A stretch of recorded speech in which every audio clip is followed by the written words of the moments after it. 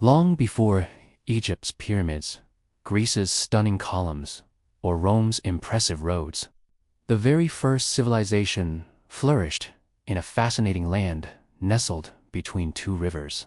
This area, known as Mesopotamia, which literally means between the rivers. In ancient Greeks, at between the Tigris and Euphrates.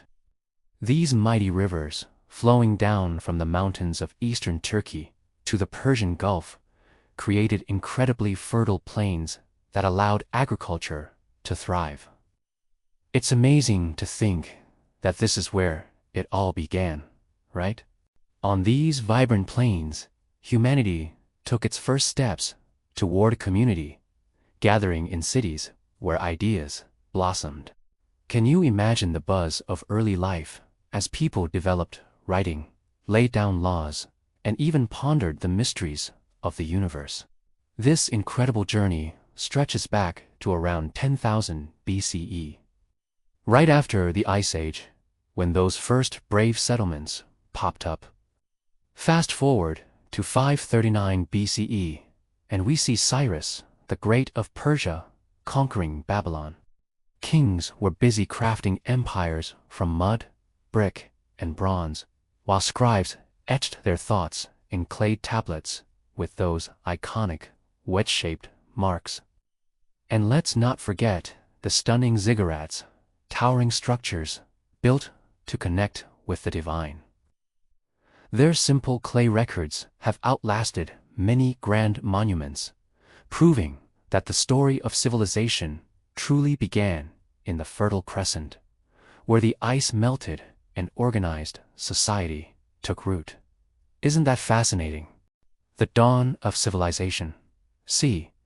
10,000 to 3,500 BC. As the last ice age faded away around the 10th millennium BC, Southwest Asia started to warm up.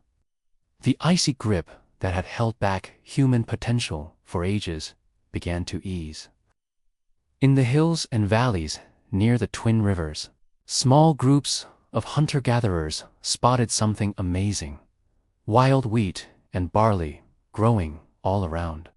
These early folks had spent generations following herds and gathering seasonal plants, always on the move with nature's rhythm. But now, in this new world, they started to stick around where food was abundant. The earliest settlements were simple clusters of round huts made from reeds and mud, found at places like Tel Miribet and Abu Huraira, in what's now northern Syria. Archaeological finds show that people were starting to set up permanent homes. They still hunted gazelles and gathered wild pistachios, but they began to stick around in one spot, season after season. In the Jordan Valley, one settlement took things to a whole new level. Jericho, thought to be the world's oldest continuously inhabited town, popped up about 11,000 years ago. The folks there built stone walls, not just for their homes, but also for protection, the first sign of people banding together for safety. They even created mysterious towers, and archaeologists are still scratching their heads about what they were for. Over in Anatolia, another fascinating community emerged, where mud brick houses were so close together that there were no streets.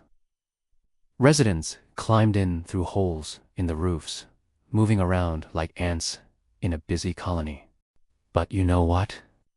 The real revolution was happening quietly out in the fields. These early farmers, with their keen eyes, started to domesticate wild grains. They picked plants with bigger seeds and husks that wouldn't just fall apart. Over time, wild grass turned into the wheat we know today. And it wasn't just plants. Animals that were once hunted began to be herded. The wild aurochs, the tough ancestors of our modern cattle, were gradually tamed. Soon, sheep, goats, and pigs joined the mix. This shift gave people a steady supply of meat, milk, and hides, taking away the guesswork of hunting. This agricultural revolution took its sweet time, spreading through the lush land from the Persian Gulf to the Mediterranean, what we call the Fertile Crescent. It wasn't a quick change. It unfolded over centuries, but the impact huge. For the first time, people could grow more food than they needed right away.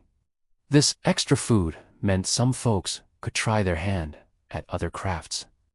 Suddenly, we had potters, weavers, and toolmakers trading their goods for food. How cool is that?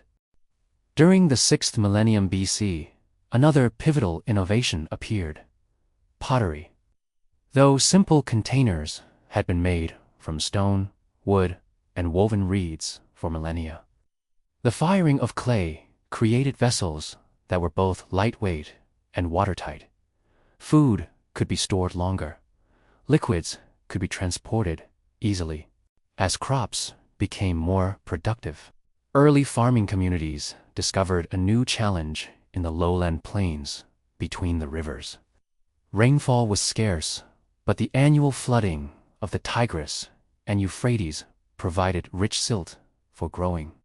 The people learned to dig channels to direct this water to their fields. The birth of irrigation, agriculture. By the early 5th millennium BC, small villages had grown into larger settlements across the southern alluvial plain. The land that would later be called Sumer, sites like Eridu and modest farming communities, but would eventually grow true cities. The management of water became super important for these developing societies. Coordinating irrigation took more than just family effort. It needed real leadership and organization. Building canals and dikes brought people together and created more complex social structures. With agriculture came fresh challenges. Food surpluses had to be protected from raiders and managed during tough times. Religious beliefs also changed to cope with the uncertainties of farming life. The forces behind rain, floods, and droughts were seen as deities needing appeasement. Temples started as simple shrines, but evolved into grander structures. About 6,000 years ago, some communities built dedicated buildings where early priests performed rituals for good harvests. These temples turned into hubs for worship and redistribution, collecting and dispensing grain. As a result, social stratification grew. Those who controlled the surpluses gained power, while those who interpreted the gods' will gained authority. The equality of hunter-gatherer groups shifted to hierarchical communities with emerging elites. Tools evolved as well. Copper, first used for beads and decorative items around 7 millennia BC, began to be shaped into more practical implements. 1,000 years later, metalworkers had discovered that copper mixed with tin created bronze, harder and more durable than pure copper. The Bronze Age had begun. Trade networks really took off. Obsidian from Anatolian volcanoes was super valued for its sharp edges and traveled far and wide. Lapis lazuli from Afghanistan made its way to temple decorations in the southern plains, while shells from the Persian Gulf showed up in inland areas. Toward the end of the 4th millennium BC, something pretty cool happened in the city of Uruk. As managing temple resources got trickier, administrators started using clay tokens to represent goods. Over time, these tokens turned into marks pressed into clay tablets, which were basically the first writing system ever. At first, these marks were simple pictures like a drawing of a sheep. If there were more sheep, They'd just add more marks. But then, things got interesting as the system evolved. Those marks began to represent sounds, too, marking the real start of writing. By the dawn of the 4th millennium BC, the foundations of civilization, as we understand it, were in place. Cities with thousands of inhabitants, specialized crafts and professions, monumental architecture, complex religious institutions, social stratification, long-distance trade, and written records. The stage was set for the next chapter in this remarkable story. The rise of the Sumerians and the world's first true urban civilization. The rise of Sumer around 3500 to 2300 BC.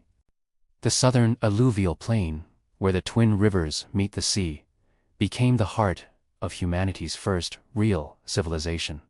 In this lush area, filled with marshy deltas and rich fields, an incredible culture built something totally new. A network of real cities, each packed with thousands of people living behind their mud brick walls. Uruk, possibly the most stunning of these early cities, grew quickly after 3500 BC. Archaeological digs show a settlement that stretched across nearly 250 hectares and could have held up to 50,000 people at its height. Huge defensive walls surrounded places and administrative buildings. At the heart of Uruk stood its crowning architectural achievement, the White Temple.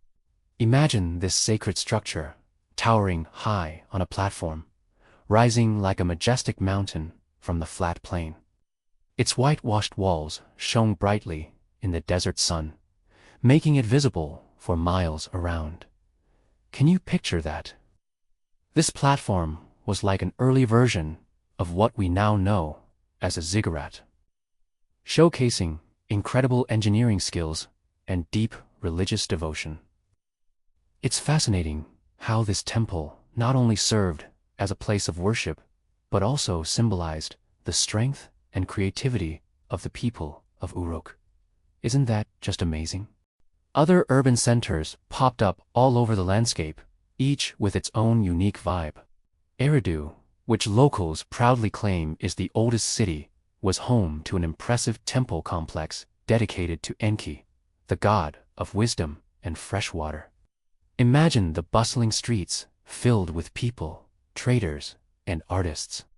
Then there's Lagash, Kish, Nippur, and Amma. These city-states really made their mark.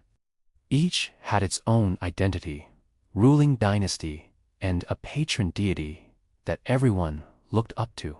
It's fascinating how these places developed their own cultures and traditions, shaping the history of the region in such a vibrant way.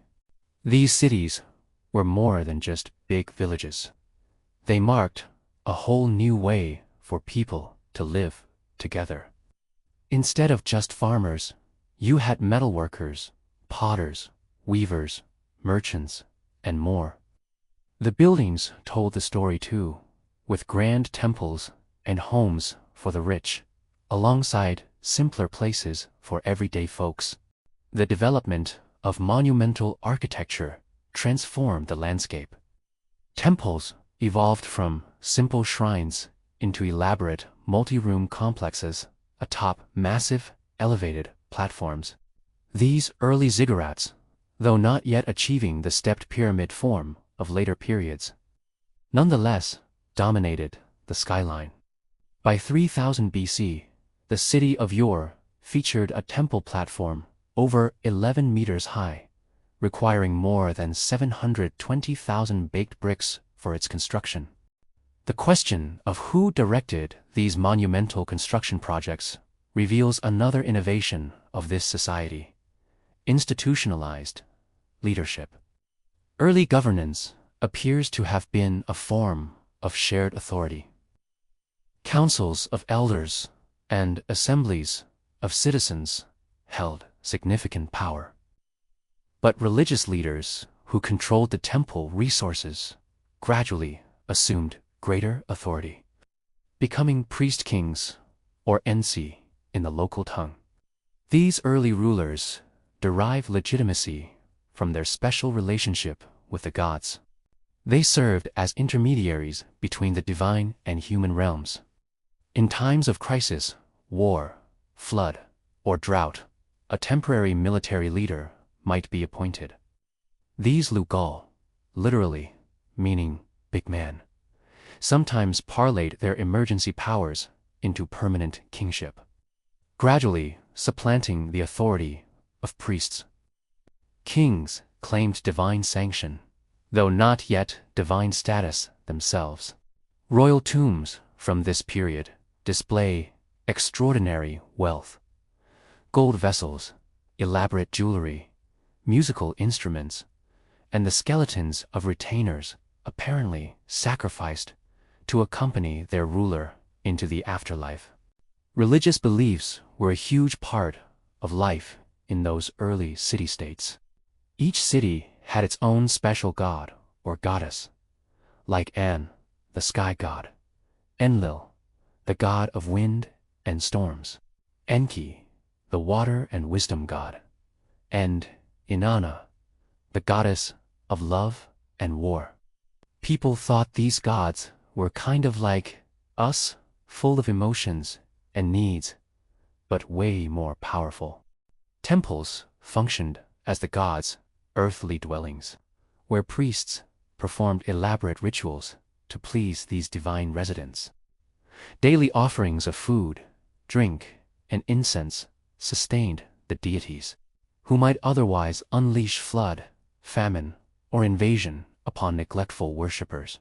The cosmos was pictured as a flat disk, with the earth at its center, covered by a vault of heaven.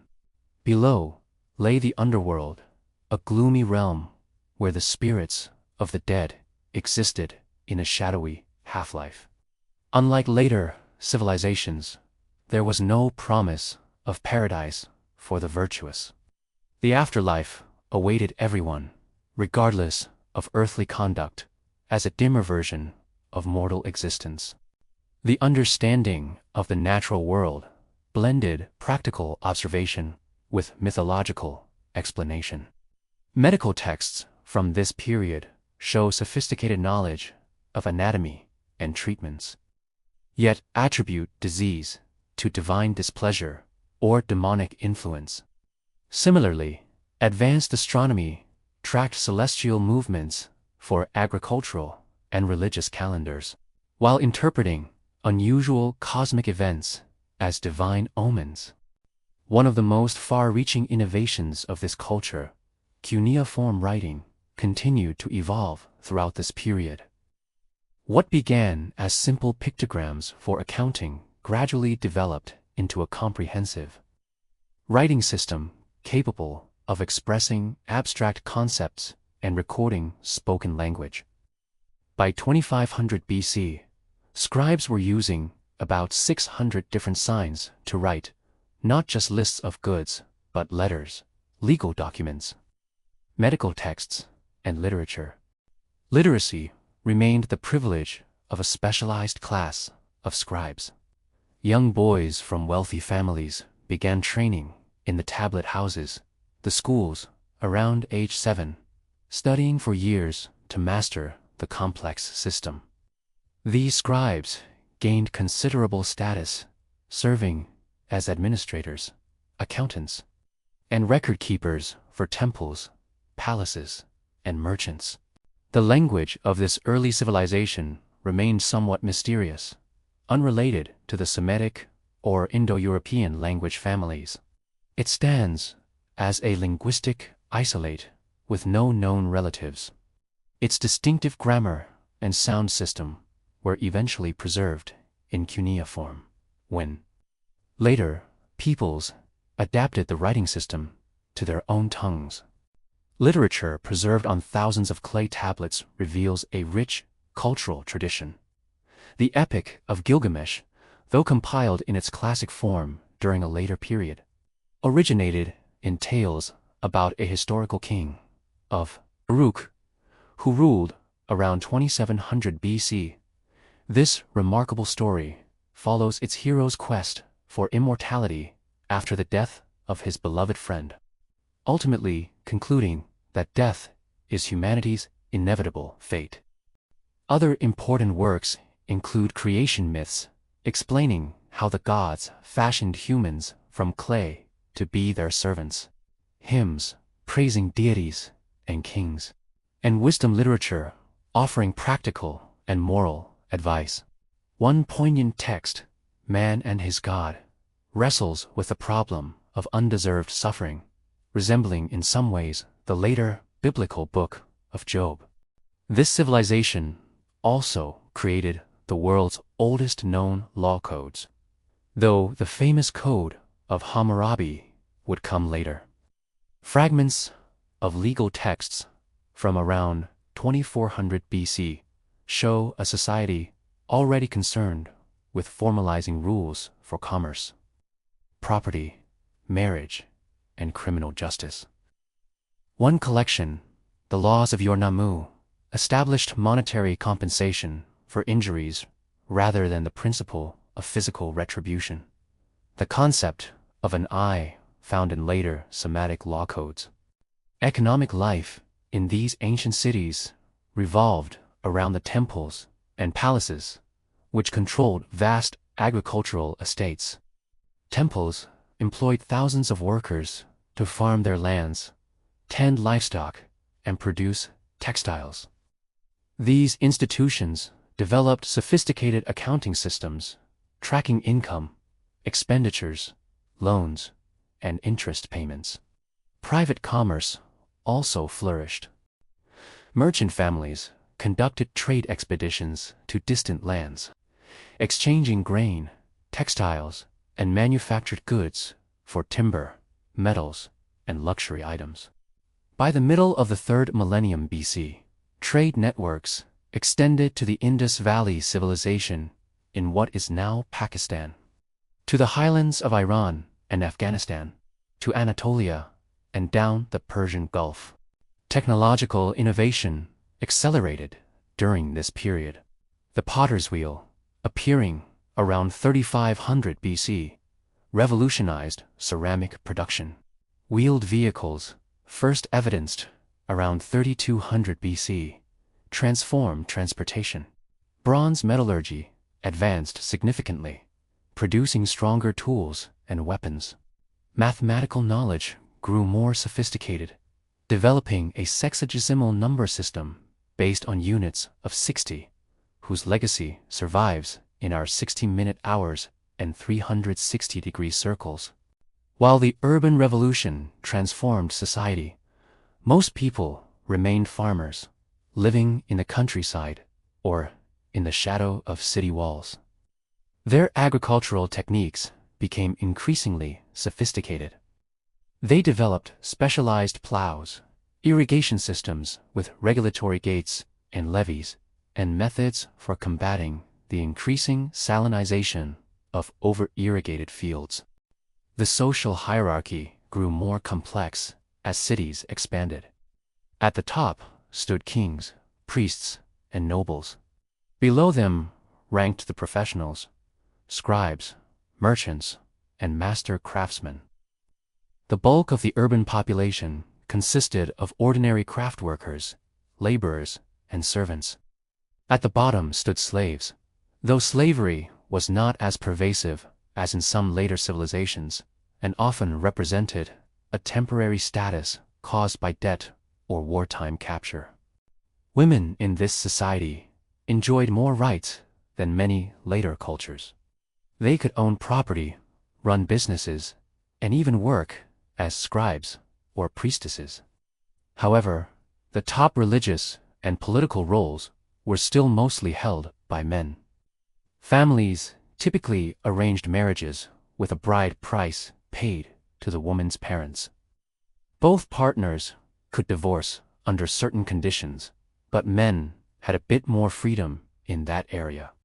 The city-states in this region were always at each other's throats, battling over water rights, borders, and trade routes. Around 2500 BCE, Umas, Rula, Lugalzic managed to conquer some neighboring cities and brought a chunk of the southern plain together. But that didn't last long. By 2334 BC, things were about to change big time. While these city-states had built impressive cultures and technologies, their constant fighting made them easy targets for outside forces. To the north, in the region around modern Baghdad, a leader with unprecedented ambition was rising to power, Sargon of Akkad, who would create the world's first true empire. The legacy of this remarkable civilization would live on in the imperial systems that followed. As later peoples adopted and adapted its religious concepts, literary themes, artistic conventions, and scientific knowledge. Even after losing political independence, the cultural influence of Sumer continued to shape Mesopotamian civilization for millennia. The Akkadian Empire lasted from around 2034 to 2154 B.C. A different culture arose in the central plains of Mesopotamia, north of the ancient Sumerian city-states. Unlike their southern neighbors who spoke an isolated language, these people spoke a Semitic tongue. While they were influenced by the achievements of the older civilization, they maintained their own distinct identity. Centered on their main settlement, Akkad. The precise location of Akkad is unknown to archaeologists, but it was likely near modern-day Baghdad. From this city would emerge a figure whose ambition would transform the political landscape of the ancient world, Sargon, whose name translates to the true king. The origins of Sargon are legendary. According to his own inscriptions, he was born into a humble family, the son of a gardener or date palm cultivator. A later story claims he was a foundling cast into the Euphrates River in a reed basket, mirroring the later tale of the biblical Moses. Whatever his true background, Sargon began his career as the cupbearer for the king of Kish, an important northern city-state. From this modest court position, Sargon showed remarkable political and military skill. Around 2334 BC, he seized power in Kish under circumstances now lost to history. After establishing this initial power base, he turned his attention south to the wealthy cities of the southern plain. His main rival was Lugalzic, the ruler from Amma, who had briefly united many southern cities. Their conflict was more than a power struggle between two ambitious leaders. It was a clash between two different models of state organization. Lugalzic wanted to maintain the traditional city-state system with himself as the supreme ruler, while Sargon envisioned a revolutionary, unified territorial state with direct central control. In a series of military campaigns, Sargon defeated Lugalzic and his southern allies. One inscription claims Sargon's armies reached the Persian Gulf, where he washed his weapons in the sea. The victorious northern ruler then instituted a radical new form of governance. Instead of letting conquered cities maintain their autonomy under local dynasties who paid tribute, he removed their rulers and installed loyal officials, often from his own family, as governors. This administrative innovation marked the creation of the world's first true empire, a multi-ethnic state with centralized authority over a vast territory. At its peak, this empire extended from the Persian Gulf to the Mediterranean Sea, encompassing Mesopotamia and parts of modern Syria, Turkey, and Iran. To hold this diverse realm together, Sargon implemented several unifying strategies. He established his native tongue, Akkadian, as the official language for imperial administration. He standardized weights and measures to facilitate trade and taxation throughout the empire. Perhaps most importantly, he created a standing professional army. Reportedly, 5,400 men who eat bread daily before him. This military force, loyal to the ruler instead of local cities or leaders, provided the coercive power needed to maintain imperial control.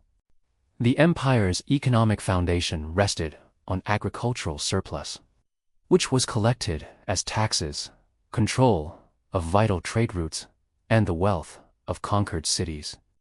Trade expanded dramatically under the empire's security, with caravans and ships carrying goods over unprecedented distances. Merchants from the empire journeyed as far as the Indus Valley in modern Pakistan and into Central Asia in search of precious materials like lapis lazuli, carnelian, and tin. For ordinary people, this imperial system brought both benefits and burdens. Imperial peace and standardization facilitated commerce and cultural exchange. New irrigation works increased agricultural productivity in some regions. However, taxation was heavy, and labor could be conscripted for massive building projects or military campaigns. Rebellions were punished harshly, with city walls demolished and populations sometimes relocated. According to later king lists, Sargon ruled for about 56 years, though this may include the reigns of some of his successors. His long reign provided the stability for imperial institutions to take root. When he died around 2279 BC, he left a transformed political landscape. The age of independent city-states had been replaced by the age of empires. His successors faced the constant challenge of imperial rulers, maintaining control over diverse territories with different languages, cultures, and local interests. Rimush and Manishtushu, Sargon's sons, spent much of their reigns suppressing revolts, but both died violently, possibly assassinated after relatively short reigns. Naram-Sin, Sargon's grandson, proved to be the most capable ruler of the dynasty after its founder. Taking the throne around 2254 BC, he further developed imperial administration and embarked on ambitious military campaigns. In response to a massive rebellion by several major cities, he showed both military skill and ruthlessness, crushing the opposition and rebuilding his grandfather's empire. Following these victories, Naram-Sin took an unprecedented step in Mesopotamian politics. He declared himself a god. Previous rulers had claimed to be divinely appointed or to rule on behalf of the gods. But Naram-Sin had his name written with the divine determinative, the cuneiform sign for a deity. Official art depicted him wearing the horned crown traditionally reserved for gods. This elevation of the ruler to divine status reflected both the extraordinary power of the imperial office and perhaps a strategy to strengthen loyalty in a multi-ethnic realm where local religious traditions varied. Naram-Sin's reign marked the peak of imperial power. His famous victory, stele, discovered at Susa in modern Iran, depicts him as a heroic figure, physically larger than his soldiers and trampling defeated enemies. The artistic conventions established during this period, showing the ruler as superhuman in scale and achievements, would influence royal iconography throughout the ancient Near East for centuries.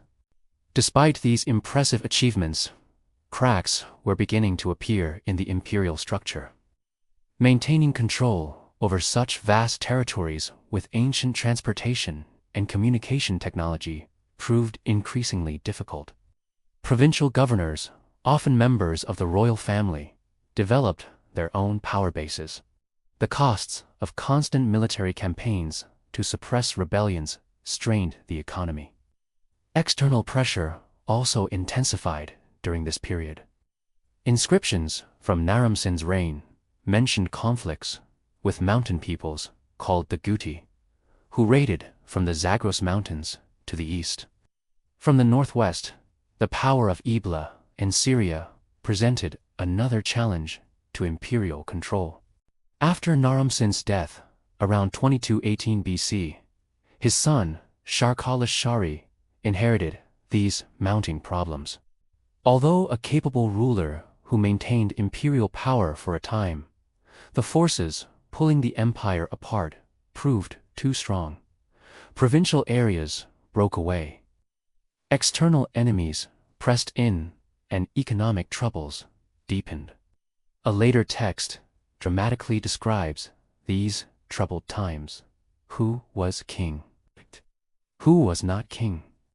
Suggesting a period of disputed succession and fragmented authority.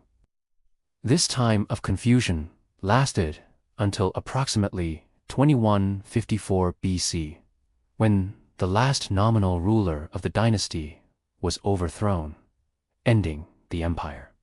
Traditional Mesopotamian historical thought attributed this collapse to divine punishment for Naram-Sin's hubris and his sack of the holy city of Nippur. Modern historians identify more concrete factors: the ecological strain of intensive agriculture, the administrative challenge of controlling vast territories, economic difficulties, and the constant pressure from surrounding peoples. After the empire's fall, various successor states emerged across the region. In the southern cities, local rulers reasserted their independence.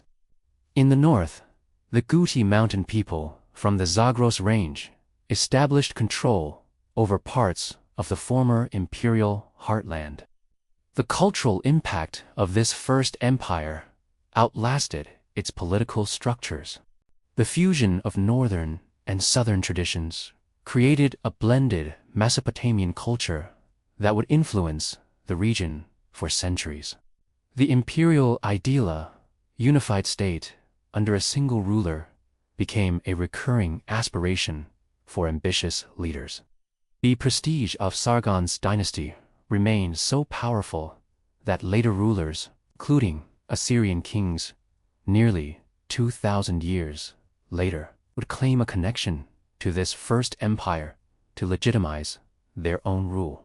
Even in decline, the accomplishments of this pioneering imperial state left an indelible mark on history.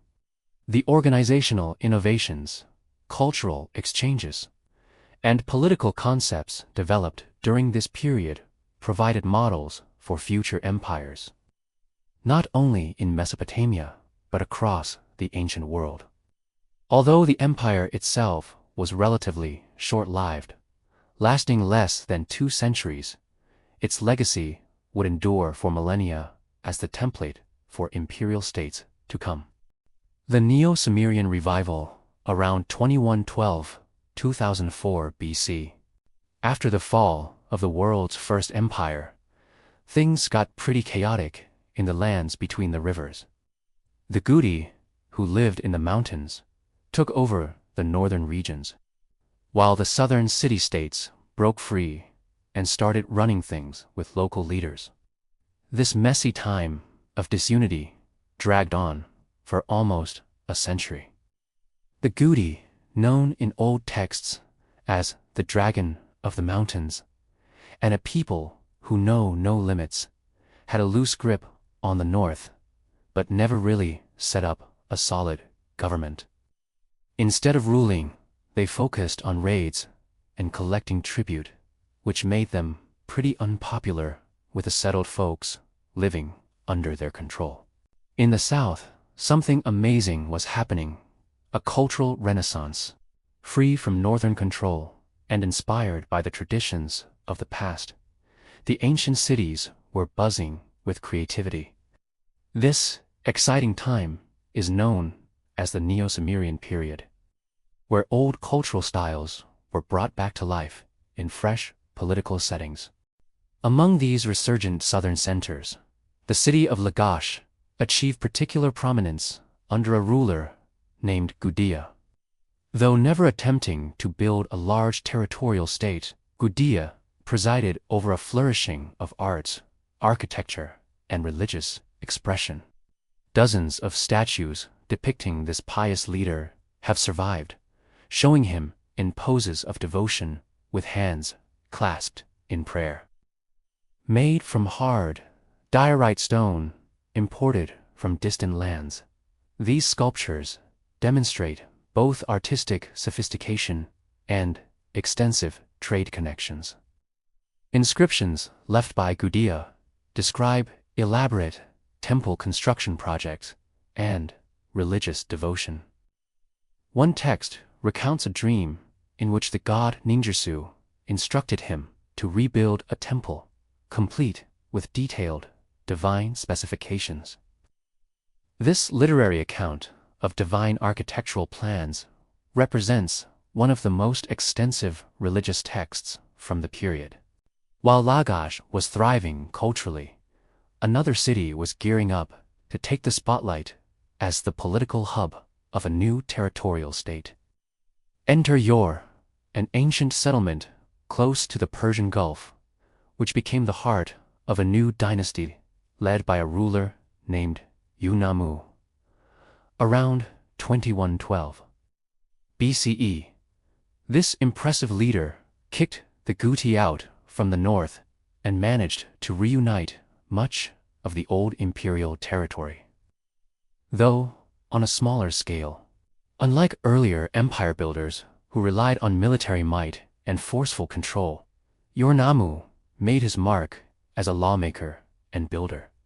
The law, codenamed after him, though only partially preserved, is actually the earliest known systematic legal collection in history, beating the more famous Code of Hammurabi by over 3 centuries. This groundbreaking legal text introduced fixed monetary penalties for different offenses, moving away from harsh physical punishments to more standardized compensation. It aimed to protect the vulnerable like widows, orphans, and the poor from being taken advantage of by the wealthy. Plus, it even had the earliest traffic laws, setting rules for boats on canals. Beyond his legal innovations, Yunamu embarked on an ambitious building program throughout his domains. His most visible achievement was the construction of monumental ziggurats, massive step temples rising toward the heavens. The best preserved example at Yor featured 3 levels reaching a height of about 30 meters, accessed by triple staircases. These imposing structures, visible for miles across the flat landscape, served as potent symbols of renewed cultural confidence and religious devotion. The administrative system developed during this period represented a sophisticated blend of centralized and local control. Provincial governors oversaw regional affairs, while a complex bureaucracy managed the collection and redistribution of resources. Royal officials conducted regular tours of inspection, and messengers carried communications along designated routes between administrative centers. Under Yunamu's son, Shogi, who ruled for an extraordinary 48 years, the state reached its peak of organization and prosperity. This long-reigning monarch implemented numerous innovations that strengthened central governance while respecting local traditions. He established a standardized calendar, reformed weights and measures, created a royal messenger system with posting stations, reorganized the tax system, and standardized scribal education. Shogi also cultivated his image as an ideal ruler through various symbolic actions. He claimed to be a champion runner who personally carried ritual offerings between major temple cities in a single day, a distance of over 100 miles. Whether literal or symbolic, this claim emphasized his role in unifying distant centers through personal exertion. In the later years of his reign, Shogi followed the precedent established by earlier rulers and declared himself divine. Temples dedicated to his cult were established throughout the realm, and his name was written with a divine determinative.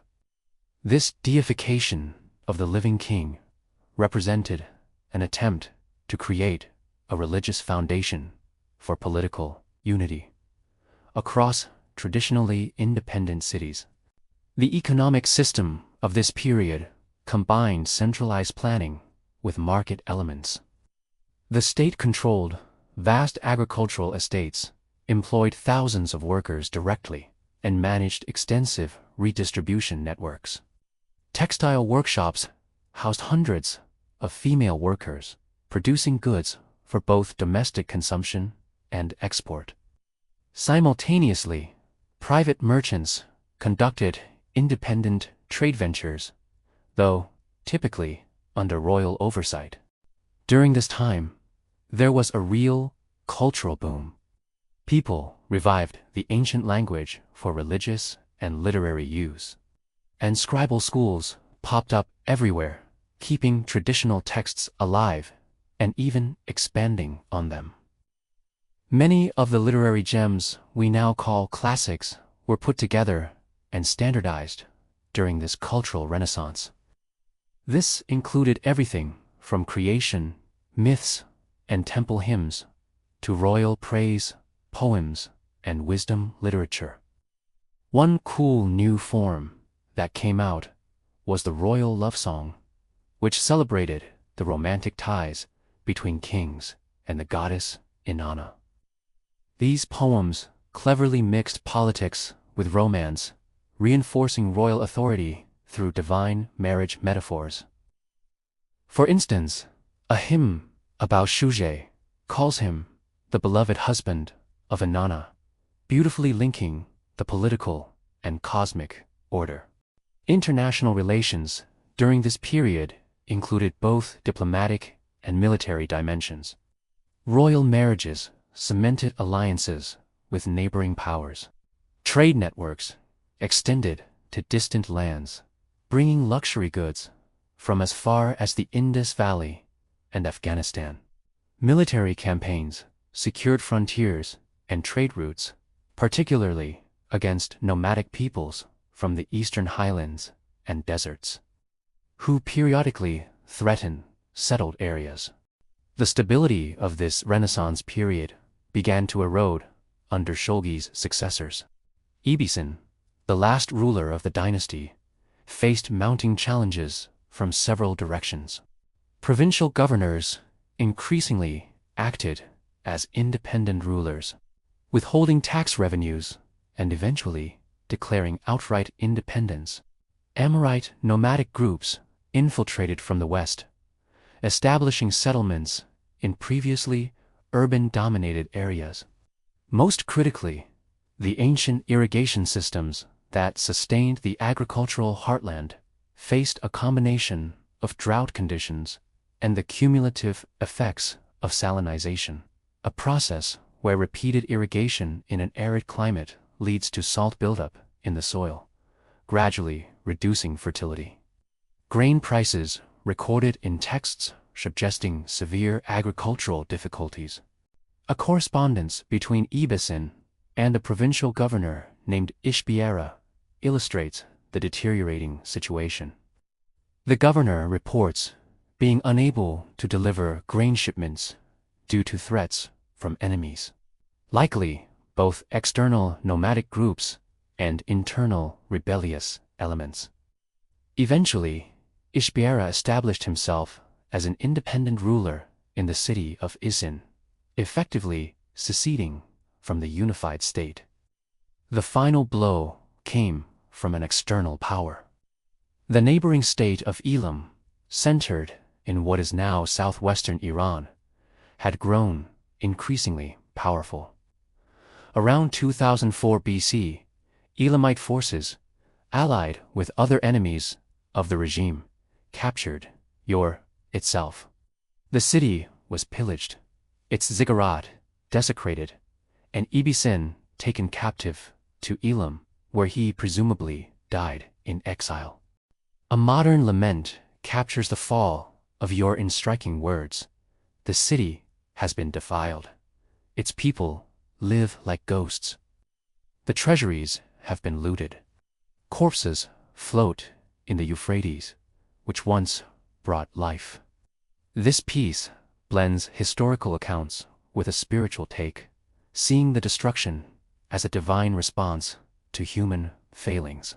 Even though the fall of Ur was a major political blow, it didn't wipe out the cultural achievements of that vibrant period.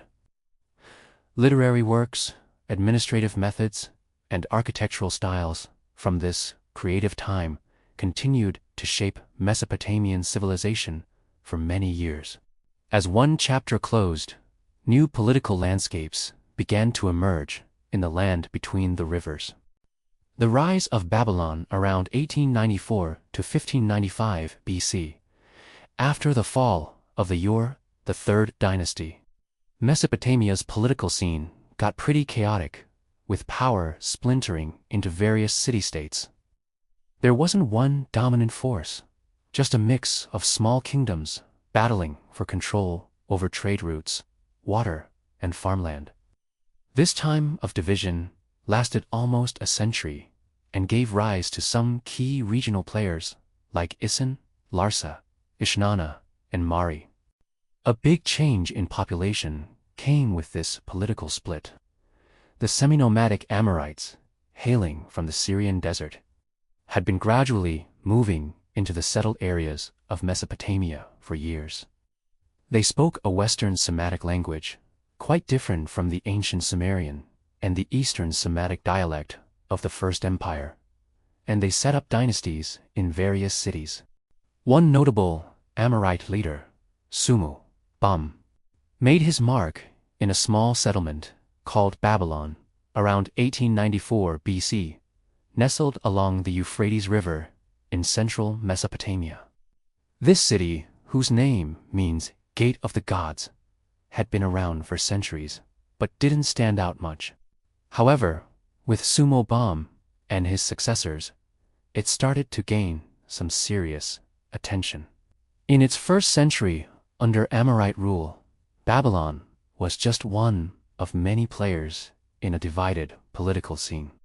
The first 5 kings gradually expanded their territory, building walls, temples, and irrigation systems to boost their little kingdom. Still, cities like Larsa and Isin had more resources and clout during this time. The geopolitical situation shifted dramatically with the accession of the 6th ruler of the dynasty, a king who would transform both his city and the entire region through military prowess, administrative genius, and careful image building. Taking the throne around 1792 BC, this monarch, Hammurabi, would rule for 43 years and establish Babylon as the dominant center of Mesopotamian civilization. During this time, Babylonian culture blended older traditions while creating unique new styles. Scholars gathered and saved ancient texts covering everything from literature and medicine to math and religion. The Akkadian language became the go-to diplomatic language in the Near East, helping kingdoms communicate with each other. Intellectual achievements really took off, especially in astronomy, math, and medicine. Babylonian astronomers meticulously tracked celestial movements, crafting some of the first predictive models for how planets behave. Mathematicians used an advanced numeral system that allowed for complex calculations, including working with fractions and solving quadratic equations. Plus, early estimates of irrational numbers like the square root of 2. Once he had solidified his base, Hammurabi launched a series of military campaigns to take out rival centers of power. He started with southern cities like Uruk and Isin and gradually expanded his control across the region. After each conquest, he made sure to integrate the defeated territories into his growing kingdom. One by one, major powers fell to Babylonian forces. Larsa, which had a stronghold in the south, Ishnana in the Djala region, Mari along the middle Euphrates, and finally, Ashur, a key trading hub that would later give rise to the Assyrian Empire. By the end of his campaigns, Hammurabi had united nearly all of Mesopotamia under one rule for the first time in 5 centuries. Unlike earlier conquerors who emphasized the revolutionary nature of their rule, Hammurabi presented himself as a conservative restorer of ancient traditions. His royal inscriptions describe him as the king who made the 4 quarters of the world obedient, but also as a shepherd appointed by the gods to bring justice to the land. This emphasis on justice found its most famous expression in the set of laws compiled under his authority, the Code of Hammurabi. Inscribed on a 2.25-meter-tall stone, steely crowned with an image of the king receiving authority from the sun god Shamash, the code contained 282 legal provisions covering virtually every aspect of society. This monument, discovered by modern archaeologists in 1901, stands as one of the most complete legal collections from the ancient world. The laws themselves reveal a complex society with clearly defined social classes. Different penalties applied depending on whether the parties involved were aristocrats, commoners, or slaves. Principles like an eye for an eye applied when both parties were of equal status. But monetary compensation was prescribed when a higher status person injured someone of lower rank. Despite this class-based approach, the code repeatedly emphasized protection for the vulnerable, to prevent the strong from oppressing the weak, to provide justice for the orphan and widow. The collection addressed everything from property disputes and inheritance to marriage, from professional standards for doctors and builders to agricultural contracts and commercial regulations. While often portrayed as a lawgiver in both ancient and modern accounts, Hammurabi was equally active as an administrator and economic manager. His government maintained detailed records of agricultural production, labor allocation, and resource distribution. Royal officials supervised irrigation systems, allocated state lands, set prices for basic commodities, and regulated trade. Hundreds of surviving letters, dictated by the king himself, reveal his hands-on approach to governance. He personally addressed complaints from distant provinces, investigated charges of corruption among local officials, and micromanaged religious ceremonies and building projects. This combination of grand strategy and administrative detail characterized his leadership style. In religious matters, Hammurabi elevated Babylon's patron deity, Marduk, from local status to a position of prominence in the regional pantheon, while continuing to honor traditional gods like Enlil, Shamash, and Ishtar. Royal propaganda increasingly presented Marduk as the king of the gods, mirroring Babylon's new political supremacy. The king also positioned himself as divinely chosen, though stopping short of the outright self-deification attempted by some earlier rulers. The prologue to his law code describes him as named by Unu and Enlil, to promote the welfare of the people, to cause justice to prevail in the land. This balance between divine sanction and human service characterized Babylonian royal ideology. When Hammurabi died around 1750 BC, he left behind a unified kingdom incorporating most of Mesopotamia. His son, Samsu-Luna, inherited a seemingly stable state, but this appearance proved deceptive.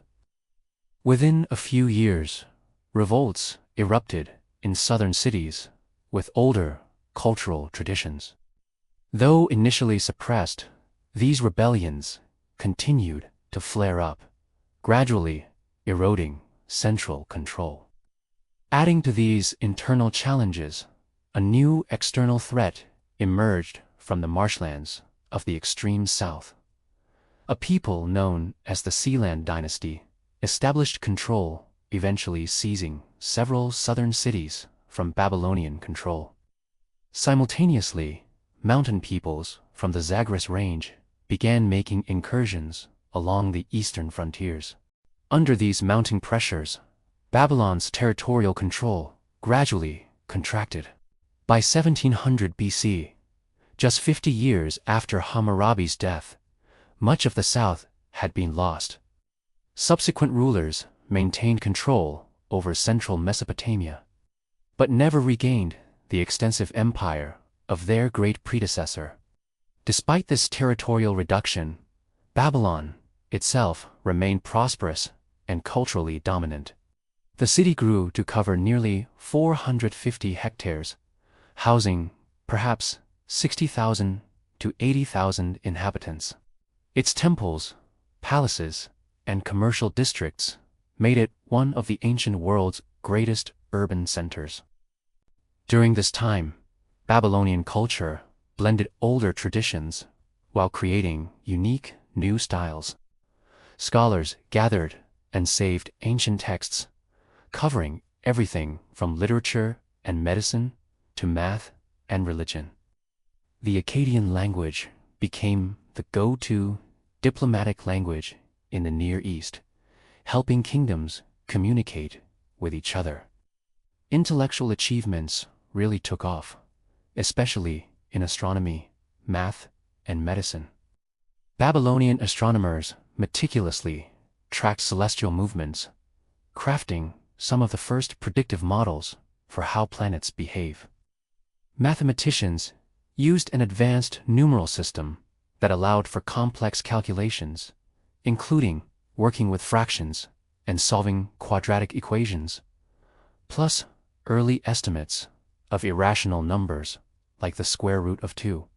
This creative period continued for nearly 2 centuries after Hammurabi.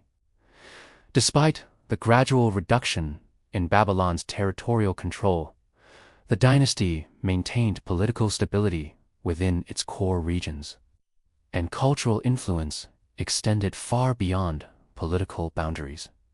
The end came suddenly and catastrophically. Around 1595 BC, a completely unexpected threat appeared from far to the north. The Hittites, an Indo-European-speaking people based in central Anatolia, modern Turkey, had been building their own kingdom far from Mesopotamian centers. Under an ambitious ruler named Mursili, Hittite forces marched over 500 miles from their homeland in a raid of unprecedented scale. The Babylonians, focused on traditional threats from the east and south, were utterly unprepared for this northern attack. The Hittites breached Babylon's defenses, plundered its treasures, and overthrew the ruling dynasty that had governed for 3 centuries. After that wild raid, the Hittites pulled back to their homeland in Anatolia, seemingly more interested in the loot than taking over. This left a power gap that another group, the Kassites, was ready to fill. They originally came from the Zagros Mountains and had been hanging around as mercenaries in Babylonian lands for ages. After the Hittite chaos, a Kassite leader grabbed the Babylonian throne and kicked off a new dynasty that would last an impressive 400 years. Even though the Hittite attack shook things up politically, it didn't really change the culture. The Kassites embraced Babylonian religion, language, and customs, keeping them alive while also sticking to the same administrative practices, literary styles, and architectural vibes. Many folks in later Mesopotamia looked back at Hammurabi's time as a golden age period when justice was served, and the region thrived under wise leadership from the city that would be its cultural heart for centuries. Kassite rule and regional powers, c. 1595 to 1155 BC. After the intense Hittite raid that took down Hammurabi's dynasty, a new group stepped in to take control of Babylon and its lands. Enter the Kassites. These folks were originally mountain dwellers from the Zagros range, but over time they blended into Mesopotamian life, serving as mercenaries, settling down, and picking up local customs. With the power vacuum left behind, a Kassite leader named Agam claimed the throne, kicking off what would turn out to be the longest ruling dynasty in Mesopotamian history. What's interesting is that unlike past conquerors who shook things up, the Kassites actually embraced the culture and religious practices of their new home. They adopted the titles, gods, and administrative styles of those before them. Thanks to this approach, the region enjoyed a pretty stable run, with the Kassite dynasty holding the reins for nearly 4 centuries, from around 1595 to 1155 BC. Now, the early years of Kassite rule are a bit of a mystery because there aren't many records from that time. But by the mid-15th century BC, things started to change. Historical documents became more plentiful, painting a picture of a kingdom that, while not as vast as Hammurabi's empire, still held onto the Babylonian heartland and engaged in some savvy diplomatic relations with neighboring powers. During this time, the political scene in the Near East shifted dramatically. No single power was in charge anymore. Instead, several major kingdoms coexisted in what historians call the Club of Great Powers, creating a system of rivalries and alliances that kept things stable. Alongside the Kassite rulers of Babylon were the new kingdom of Egypt, the Hittite Empire in Anatolia, the Mitanni kingdom in northern Syria, and later the Middle Assyrian kingdom. International relations among these powers followed established diplomatic norms. Royal letters written on clay tablets in Akkadian, the era's diplomatic language, addressed foreign rulers as brother, hinting at a sense of equality.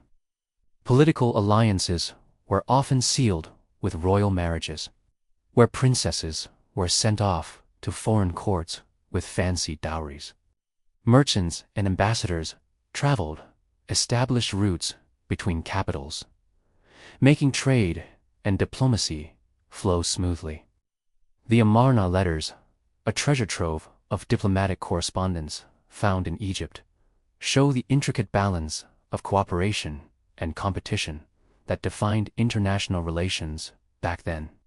One Kassite king even wrote to Pharaoh Amenhotep III, grumbling that the gold sent as a gift was too little.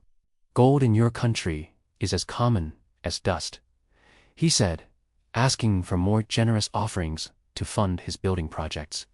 Within their kingdom, Kassite rulers managed things through an administrative system that borrowed from earlier models, but also added their own twists.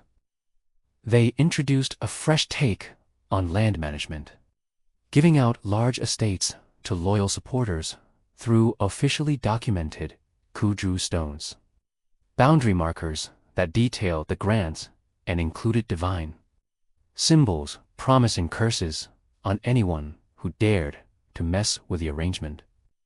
This created a feudal relationship between the crown and a class of landed nobility. Religious practices during this time showed both continuity and change. Traditional Mesopotamian deities stayed central to state worship, but the Kassites also introduced some of their own gods into the mix. They paid special attention to cosmic deities linked to celestial bodies, which helped kick off some pretty sophisticated astronomical observations. Even without major military expansion, this era saw significant intellectual achievements. Scribal schools kept older literary traditions alive and even expanded on them. Scholars compiled extensive lists, organizing knowledge on everything from divine names to medical diagnoses and legal precedents, showcasing early attempts at encyclopedic knowledge. Astronomical observation got more precise, too. Court astrologers tracked planetary movements to find omens that could influence royal decisions. These observations, initially for divination, eventually turned into data sets that allowed for predicting celestial events. The zodiac system, which divides the ecliptic into 12 segments named after constellations, began to take shape during this time.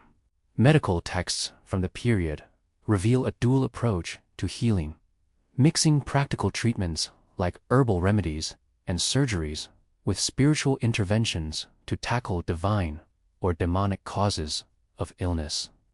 Diagnostic manuals linked symptoms showing impressive clinical observation, even with a limited understanding of internal anatomy. Artistic traditions thrived, showcasing technical skill within established styles. The unique Kassite style in cylinder seals featured intricately carved figures with amazing detail. Monumental art continued earlier traditions, but added subtle new elements from various cultural influences. Glass production reached new heights, creating colorful vessels for luxury markets. Babylon itself blossomed as the kingdom's administrative and cultural hub. While it wasn't as grand as during Hammurabi's rule, the city remained a stunning urban center filled with impressive temples, lively markets, and diverse neighborhoods. The Kassites even renovated the Great Temple of Marduk, ensuring Babylon kept its status as a major religious center. Throughout their long reign, the Kassite rulers generally preferred diplomacy over military conquest, maintaining peaceful relations with their neighbors. When conflicts did pop up, they usually involved border regions or were responses to external threats rather than aggressive expansion. This peaceful approach helped the dynasty last, but eventually left them vulnerable to more aggressive neighbors.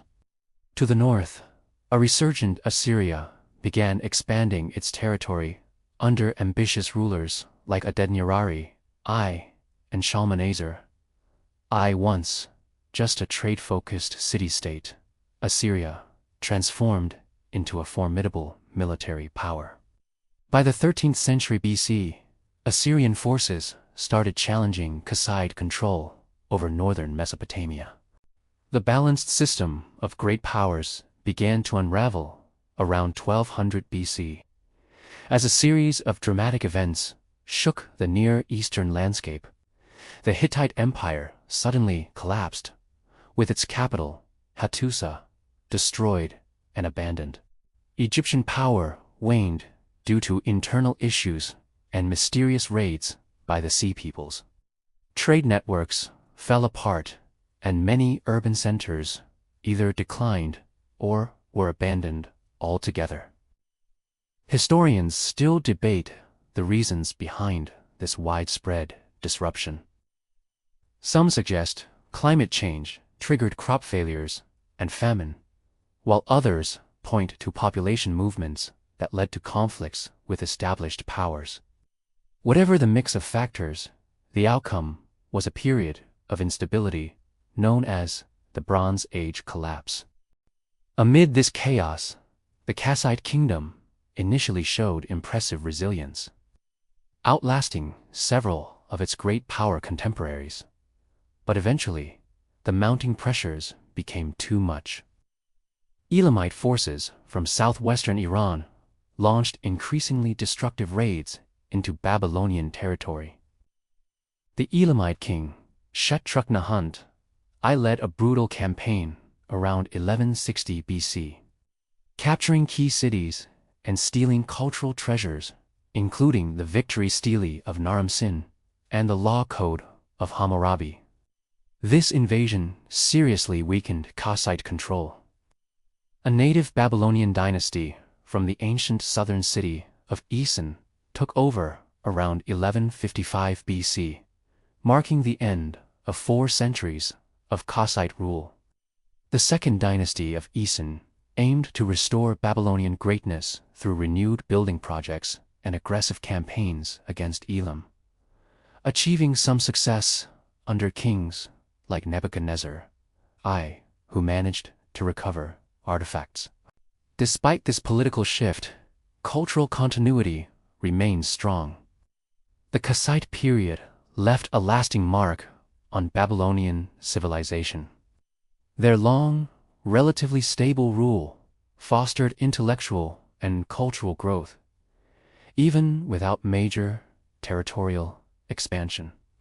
The systematic organization of knowledge, advancements in astronomy, land management systems, and artistic traditions established during their reign would influence Mesopotamian civilization for centuries to come. As the Bronze Age transitioned into the Iron Age around 1000 BC, new powers and peoples began reshaping the geopolitical landscape of Mesopotamia once again. Yet, the cultural foundations laid during the Kassite period, building on thousands of years of development, provided a sturdy framework that allowed Babylonian civilization to weather dramatic political changes and eventually experience another renaissance under future dynasties.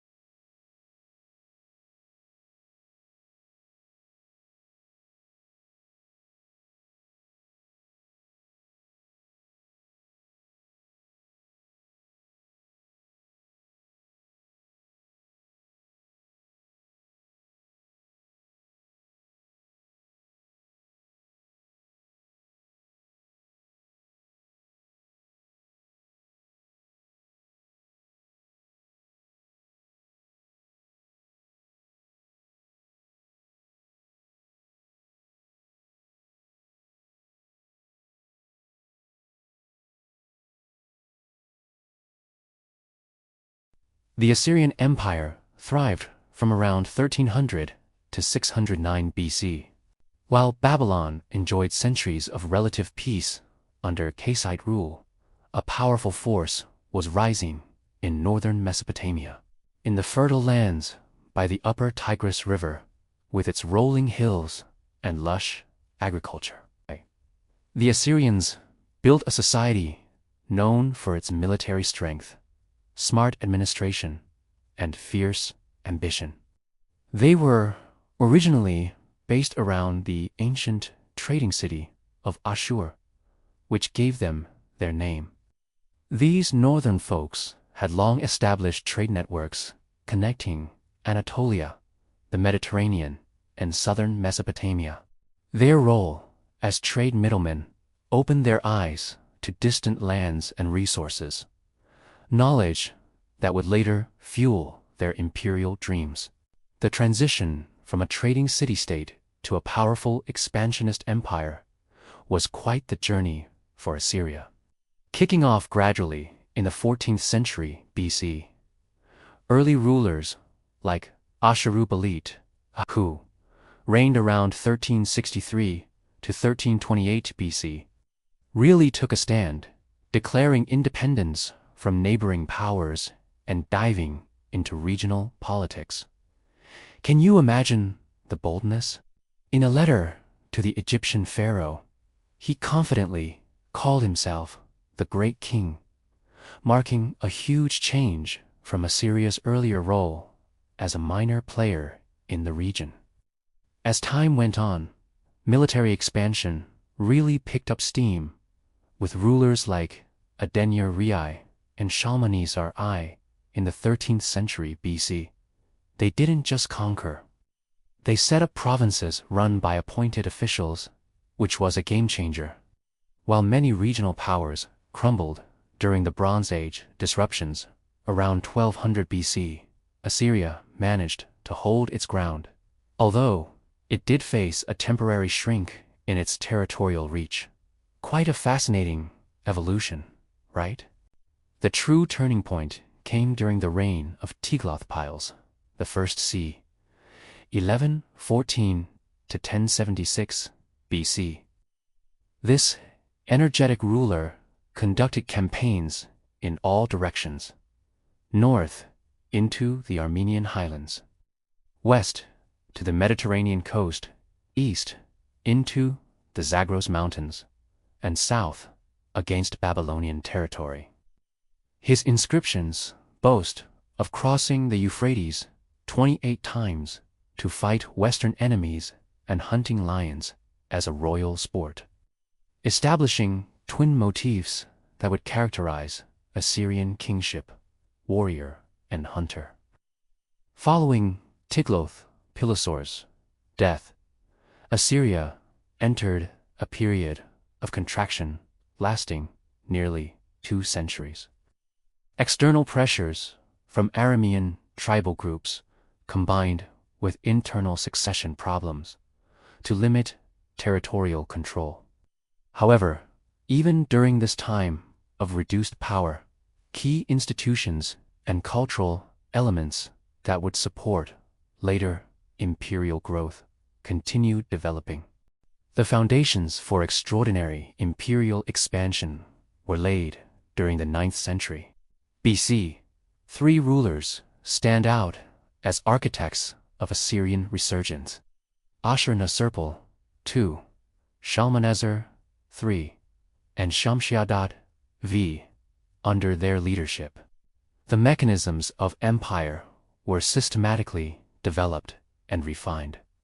Ashur-nasirpal II, 883 to 859 BC, established a new capital at Kalhu, modern Nimrud, constructing a magnificent palace decorated with stone reliefs glorifying royal achievements. These visual narratives, portraying military conquests, royal hunts, and religious ceremonies, created a powerful propaganda tool that subsequent rulers would expand. The inauguration of this palace complex was celebrated with a banquet reportedly hosting 69,574 guests over 10 days in extraordinary display of wealth and organizational capacity. Military innovations transformed the Assyrian army into an unstoppable force. Iron weapons, having replaced bronze, provided a technological advantage. Specialized units, charioteers, cavalry, archers, and siege engineers, worked in coordinated fashion. The corps of professional soldiers was supplemented by seasonal conscripts and auxiliaries from subject territories. Logistics received particular attention, with carefully planned supply chains supporting operations in distant regions. Administrative systems matched military sophistication. Conquered territories were organized into provinces governed by appointed officials, answerable directly to the king. Local nobles from newly integrated regions might be incorporated into the imperial structure. But their sons were often brought to the Assyrian capital for education and as hostages, ensuring their father's loyalty. Road networks, way stations, and messenger systems facilitated rapid communication throughout the realm. The most infamous tactic was using terror as a political weapon. Royal inscriptions and palace reliefs showed brutal punishments for rebels, like flaying, impalement, and mass executions. Cities that fought back were destroyed, and their people were moved far away, breaking local identities and stifling resistance. While these stories were likely exaggerated for propaganda, they reveal a clear strategy of psychological warfare aimed at scaring people into submission. The empire expanded dramatically under Tiglath-Pileser, 3745 to 727 BC, a usurper who seized the throne and implemented sweeping reforms. He reorganized the provincial system, breaking larger provinces into smaller units to prevent governors from accumulating too much power. He expanded the practice of mass deportation, moving conquered populations throughout the empire to disrupt local identities and resistance potential. He also reformed the military, creating a larger standing army, less dependent on seasonal conscripts. Under Tiglath-Pileser III and his successors, particularly Sargon II, Sennacherib, and Esarhaddon, the empire reached unprecedented size, eventually encompassing most of the Middle East. From western Iran to central Egypt, from the Persian Gulf to central Anatolia. This vast territory incorporated diverse environments, economies, and populations, presenting enormous administrative challenges. The relationship between Assyria and Babylon shows how imperial strategies evolved over time. Early Assyrian kings respected Babylon because of its rich cultural history. Tiglath-Pileser III followed tradition by being crowned king of Babylon under a different name, and his son Shalmaneser V kept this practice alive.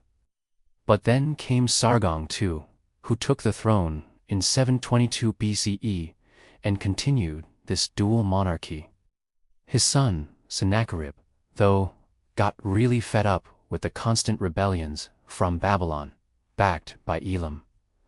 After quelling several uprisings, Sennacherib lost his cool in 689 BC and decided to wipe out Babylon completely. How important the city was culturally and religiously. He destroyed irrigation systems, tore down temples, and took sacred statues back to Assyria. The most shocking part, the most score we let were, we lied a rewane day. Lie used to ki we to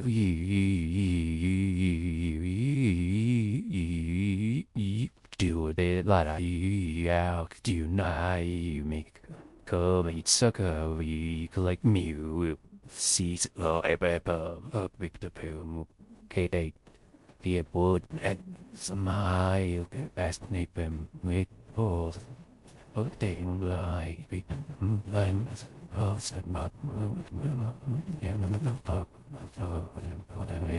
the image of Marduk, Babylon's main god, was held captive, making it impossible to hold proper religious ceremonies. This drastic action backfired, creating outrage in the region and even within Assyria. Many saw Sennacherib's assassination in 681 BC, while he was praying in the temple, as divine retribution for his sacrilege against Babylon. His son, Esarhaddon, reversed this policy completely, ordering the full reconstruction of Babylon as one of his first royal acts. This pragmatic ruler recognized that ideology and religious respect could be more effective than brutality in maintaining control. Esarhaddon's inscriptions emphasize his role as a restorer and builder rather than destroyer. He carefully maintained distinct cultural identities for Assyria and Babylonia, while keeping both under his control. Esarhaddon also accomplished what his predecessors had attempted without success: the conquest of Egypt. In 671 BC, Assyrian forces captured Memphis, the ancient capital of Lower Egypt, and established control over the Nile Delta region. This striking achievement extended Assyrian power to its greatest territorial extent, creating a multi-continental empire. The last major Assyrian ruler, Ashur-bani-pal, 668 to 627 BC, ruled over the empire when it was at its cultural and territorial peak. Unlike most Assyrian kings, he proudly showcased his literacy and love for learning, along with his military skills.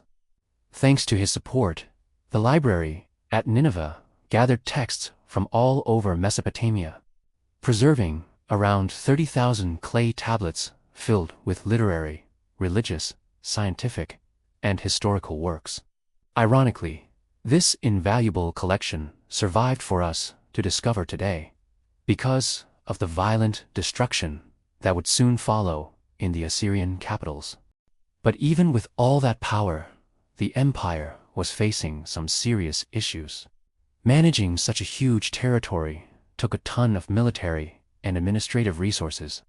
Constant warfare brought in loot and tribute, but it also stretched manpower and strained the economy.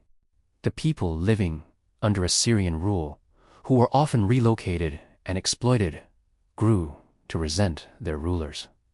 Ashur-bani-pal kept things running smoothly, but after his death around 627 BC, cracks began to show in the empire's facade. Succession disputes weakened central authority, just as external threats were ramping up. Babylon, led by the Chaldean king Nabopolassar, declared independence in 626 BC at first. This seemed like just another one of those periodic Babylonian rebellions that Assyria had squashed before. But Nabopolassar was no ordinary leader. He was determined and smart. Even more concerning, he teamed up with the Medes, a powerful group from the Zagros Mountains. Together, they launched a direct attack on the Assyrian heartland, targeting the great cities that had once been the pride of the empire. Ashur fell in 614 BC, and Nineveh was taken in 612 BC, after a brutal 3-month siege. The once grand palaces and temples were set ablaze. Their walls crumbled, and treasures were looted.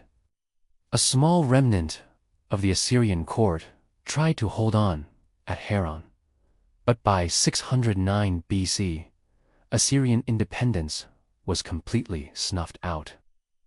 The fall of Assyria was as dramatic as its rise. An empire that had dominated the Near East for centuries vanished with such finality that within 2 generations, the great capital cities lay abandoned. Their once magnificent buildings reduced to overgrown mounds. The prophet Nahum's exultant description of Nineveh's fall, "Woe to the city of blood," full of lies, reflected the deep hatred Assyria's imperial practices had engendered among subject peoples. Yet even in destruction, Assyria left an enduring legacy. The imperial systems developed to control vast territories provided models for subsequent empires. The network of roads, administrative centers, and communication systems created military and economic integration across previously fragmented regions. The practice of gathering and preserving knowledge from throughout the empire saved countless cultural and literary works for posterity. The Assyrian Empire represented the first successful attempt to create a genuinely international political order, encompassing numerous peoples and traditions under unified governance. Despite this, implate, in bind, dines to petplete, with du, do they see,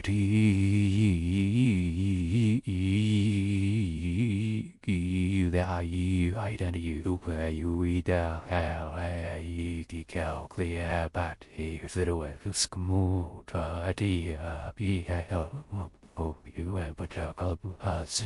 the Neo-Babylonian Empire thrived from around 626 to 539 BC.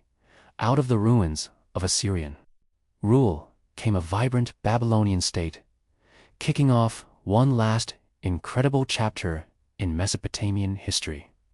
The Neo-Babylonian or Chaldean Empire, though it lasted less than a century, was so culturally rich and historically significant that it locked in Babylon's place in the world's imagination.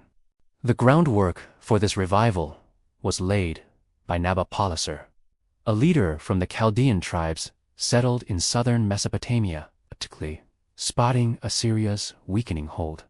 He declared independence in 626 BC and slowly took control of the southern regions. Teaming up with the Medes gave him the military boost needed to directly challenge Assyrian power, leading to the dramatic fall of Nineveh in 612 BC. After Assyria crumbled, Nabopolassar faced the huge task of rebuilding a state that had been under foreign rule for centuries. You are size, Rio, Reglai, Riod, Remede, Griade, Repli, and Casali, Supi, Duk, Li, Aduri, Beat, as they do, used to dub, the acti, you that he do say, they discussed me, but they do, he kicked off reconstruction projects in major cities, revamped administrative systems, and balanced the interests of traditional Babylonian elites with his own Chaldean supporters. By the time he passed away in 605 BC, he had laid a solid foundation for his son to build an extraordinary legacy. That son, Nebuchadnezzar II, would become the star of this era. A king whose 43-year reign turned Babylon into the most stunning city of the ancient world.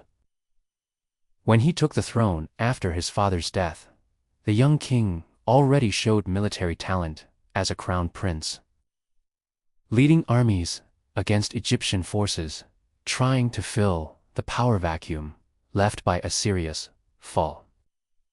Nebuchadnezzar's early campaigns secured the western territories of the former Assyrian Empire, extending Babylonian control through Syria and Palestine all the way to the Egyptian border.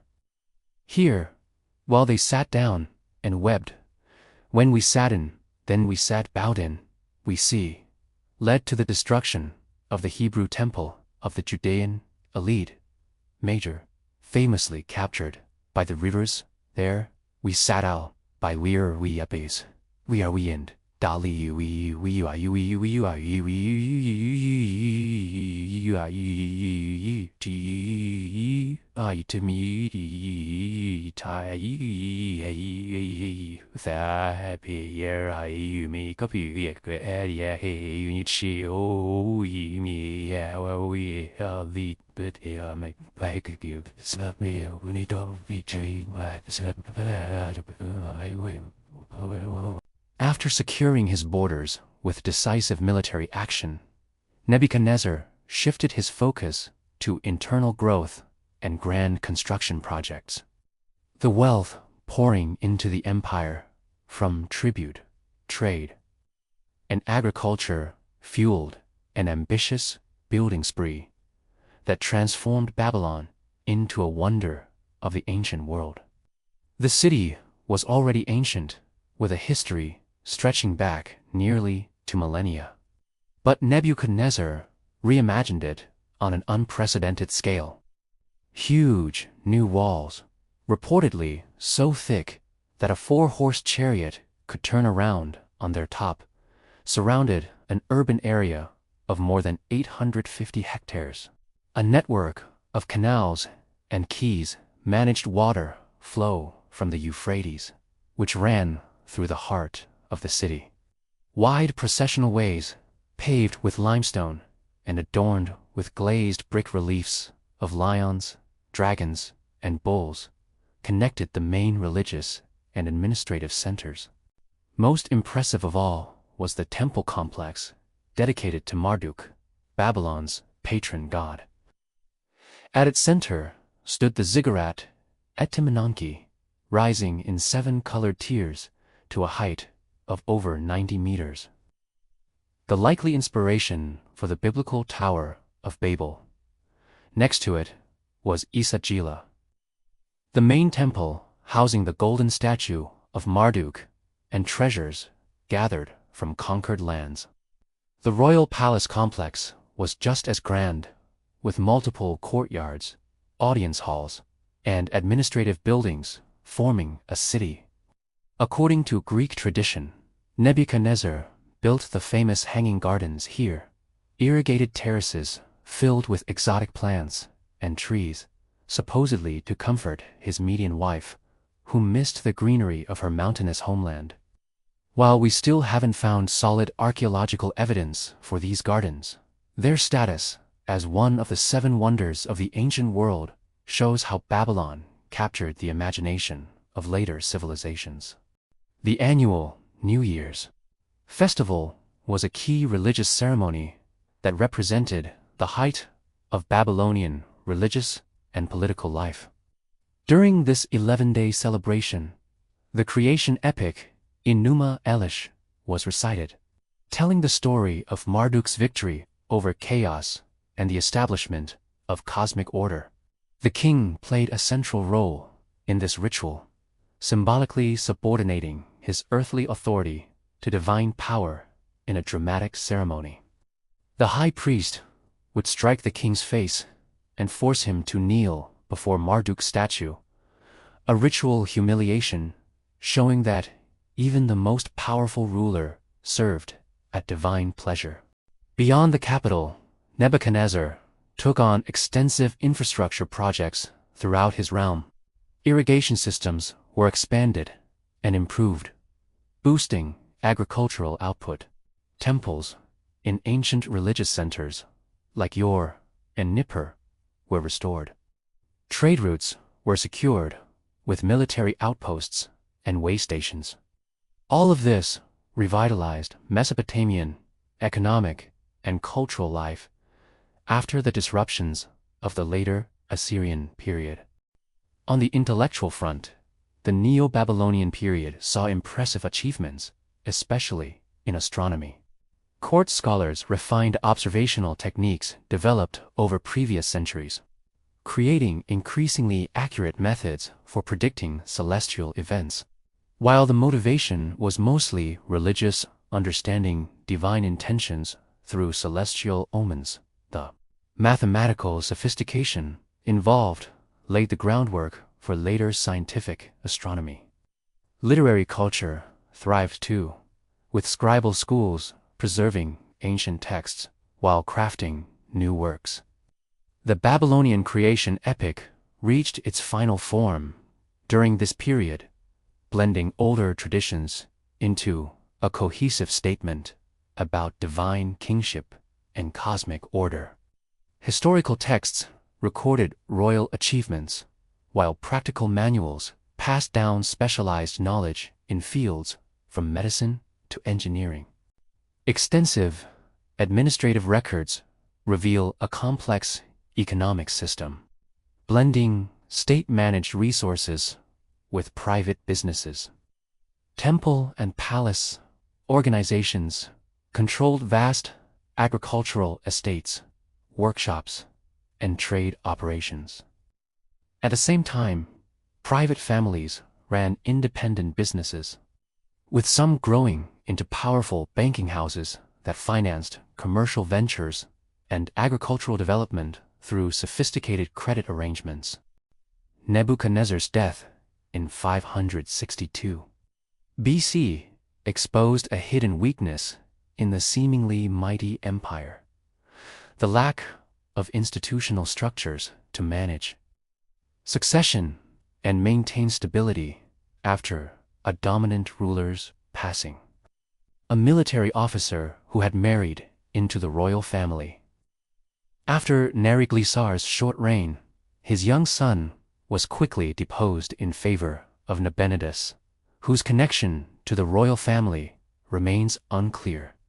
This unusual figure became the last native ruler of independent Babylon, overseeing its final years with policies that sparked growing internal opposition. Nabonidus showed particular devotion to Sin, the moon god, raising this deity's status in ways that upset the powerful priests of Marduk, who had enjoyed top status under previous rulers. Even more controversially, Nabonidus spent 10 years of his 17-year reign in the Arabian oasis of Tema, leaving his son Belshazzar as regent in Babylon. The reasons for this unusual absence from the capital are still debated. Maybe it was commercial interests, religious motivations, or health issues. Whatever the reason, this unprecedented arrangement weakened central authority and alienated key groups within Babylonian society. The priests of Marduk, aristocratic families, and urban elites grew increasingly unhappy with what they saw as religious deviation and neglect of traditional ceremonies. Meanwhile, a new power was rising beyond the empire's eastern borders. The Persians, led by Cyrus II, later known as the Great, were consolidating control over the Iranian plateau, overthrowing their former Median overlords and creating a formidable new kingdom. In 539 BC, Persian forces approached Babylon after defeating outlying garrisons. The biblical account of the city's fall, featuring the famous writing on the wall, interpreted by the prophet Daniel, suggests a night of feasting and revelry interrupted by enemy intrusion. Archaeological and contemporary Persian sources tell a different story. Babylon surrendered with little resistance, and Cyrus entered the city as a respectful liberator rather than a destructive conqueror. His famous cylinder inscription, discovered by modern archaeologists, portrays him as chosen by Marduk to restore proper worship and just governance after Nabonidus' alleged neglect. Whether through divine will or political savvy, this peaceful transition preserved Babylon's physical beauty while ending its political independence. The Neo-Babylonian Empire became a wealthy province within the even larger Persian Empire, which would set new standards for multicultural governance. Thus wrapped up the final chapter of truly independent Mesopotamian civilization. Though Babylon continued as an important administrative center for centuries under Persian, Greek, and Parthian rule, local political traditions had reached their end. The legacy of this brief but brilliant Neo-Babylonian Renaissance would endure, not just in archaeological remains, but in cultural memory, from biblical stories of exile and prophetic visions to Greek historical accounts, from the wonders of the ancient world to the symbolic power of Babylon in art and literature across the ages. The Persian conquest, 539 BC. The year 539 BC was a game-changer in Mesopotamian history. After 3,000 years of local rule, mixed with a few outside invasions, this region was about to join a huge multicultural empire that stretched far beyond its usual borders. And guess what? This shift didn't start with a bang, but rather a surprisingly smooth handover that kept Babylon's stunning architecture intact while changing its political scene forever.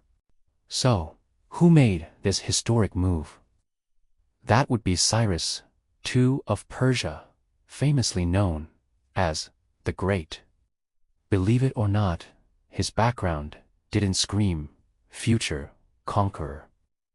The Persians were just a bunch of semi-nomadic tribes hanging out in the southern Zagros Mountains in the Iranian plateau, often playing second fiddle to more powerful neighbors. Cyrus's family, the Achaemenid clan, had managed to carve out a small kingdom in Angshan, Iran, but they were still under the thumb of the Medes. Cyrus's rise kicked off when he took down the Median Empire around 550 BC. According to the Greek historian Herodotus, Cyrus was raised in secret because his grandfather, the Median king Astyages, had a dream that his grandson would overthrow him. Even after attempts to get rid of him, Cyrus survived and went on to fulfill that prophecy, taking over his grandfather's territory. In no time, he turned that initial victory into a whirlwind of conquests. Within just 10 years, he had control over most of Western Asia, bringing in the rich kingdom of Lydia in Anatolia, the Greek cities along the Ionian coast, and various regions of the Iranian plateau. His military style was a mix of smart tactics and flexibility. But what really set him apart was how he treated the people he conquered. Unlike other conquerors who imposed their own cultures and squashed local traditions, Cyrus introduced a groundbreaking policy of cultural and religious tolerance. The people he conquered kept their customs, local governments, and religious practices. His empire focused on winning loyalty and ensuring tribute flowed in, while causing as little disruption as possible to local societies. As this powerful new empire pushed westward, the last Neo-Babylonian king, Nabonidus, found himself increasingly isolated. He had spent a decade chilling in the Arabian oasis of Tema for reasons that are still up for debate. When he finally returned to Babylon, he faced backlash for his religious policies and governing style. His devotion to Sin, the moon god, didn't sit well with the influential priesthood of Marduk, Babylon's traditional patron deity. His neglect of important religious festivals, especially the New Year's celebration, raised concerns about cosmic order. Meanwhile, various groups within Babylon were unhappy with his strict policies, creating potential allies for any invader promising a more lenient rule. When the Persian forces approached Babylon in 539 BC, they found a society that was pretty divided. Some frontier garrisons put up a fight, while others surrendered without a second thought. Nabonidus gathered troops to face the threat, but the big battle everyone expected never happened. Instead, Cyrus's general, Gubaru, pulled off a brilliant move by diverting river waters to lower the Euphrates, allowing troops to sneak into Babylon beneath its massive walls. The Nabonidus Chronicle, a contemporary Babylonian text, describes the city's fall in a surprisingly calm manner. In the month of Tishri II, when Cyrus attacked the army of Akkad at Opis on the Tigris, the inhabitants of Akkad revolted, but he massacred the confused inhabitants. On the 14th day, Sippar was seized without battle. Nabonidus fled. On the 16th day, Gubru, governor of Gudium, and the army of Cyrus entered Babylon without battle. Afterwards, Nabonidus was arrested in Babylon when he returned. This account, emphasizing without battle, stands in stark contrast to the catastrophic endings of many previous Mesopotamian regimes. The famous biblical story in the book of Daniel, featuring a mysterious hand writing on the palace wall during Belshazzar's feast, adds some drama but also highlights the city's fall without much resistance. Cyrus himself showed up in Babylon shortly after its capture and put in place policies that would shape Persian governance for centuries. Instead of acting like a foreign conqueror, he took on traditional Babylonian royal titles and presented himself as the rightful heir to the ancient throne, chosen by Marduk to restore proper religious practices and fair rule after Nabonidus's failures. The Cyrus cylinder, a clay barrel inscribed with the official Persian version of these events, is one of the earliest declarations of human rights in history. In this remarkable document, Cyrus talks about his peaceful entry into Babylon, his concern for the city's well-being, and, most importantly, his policy of letting displaced peoples return to their homelands and rebuild their religious sites. This last policy was especially important for the Jewish community. The biblical books of Ezra and Chronicles tell us that Cyrus issued a decree allowing Jewish exiles in Babylon to return to Jerusalem and rebuild their temple, with costs covered by the royal treasury.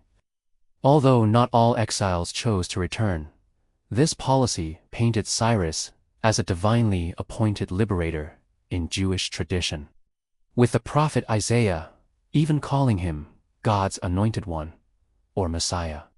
For Babylon, the Persian conquest meant a new chapter, no longer an imperial capital, but a wealthy provincial center within a much larger political framework.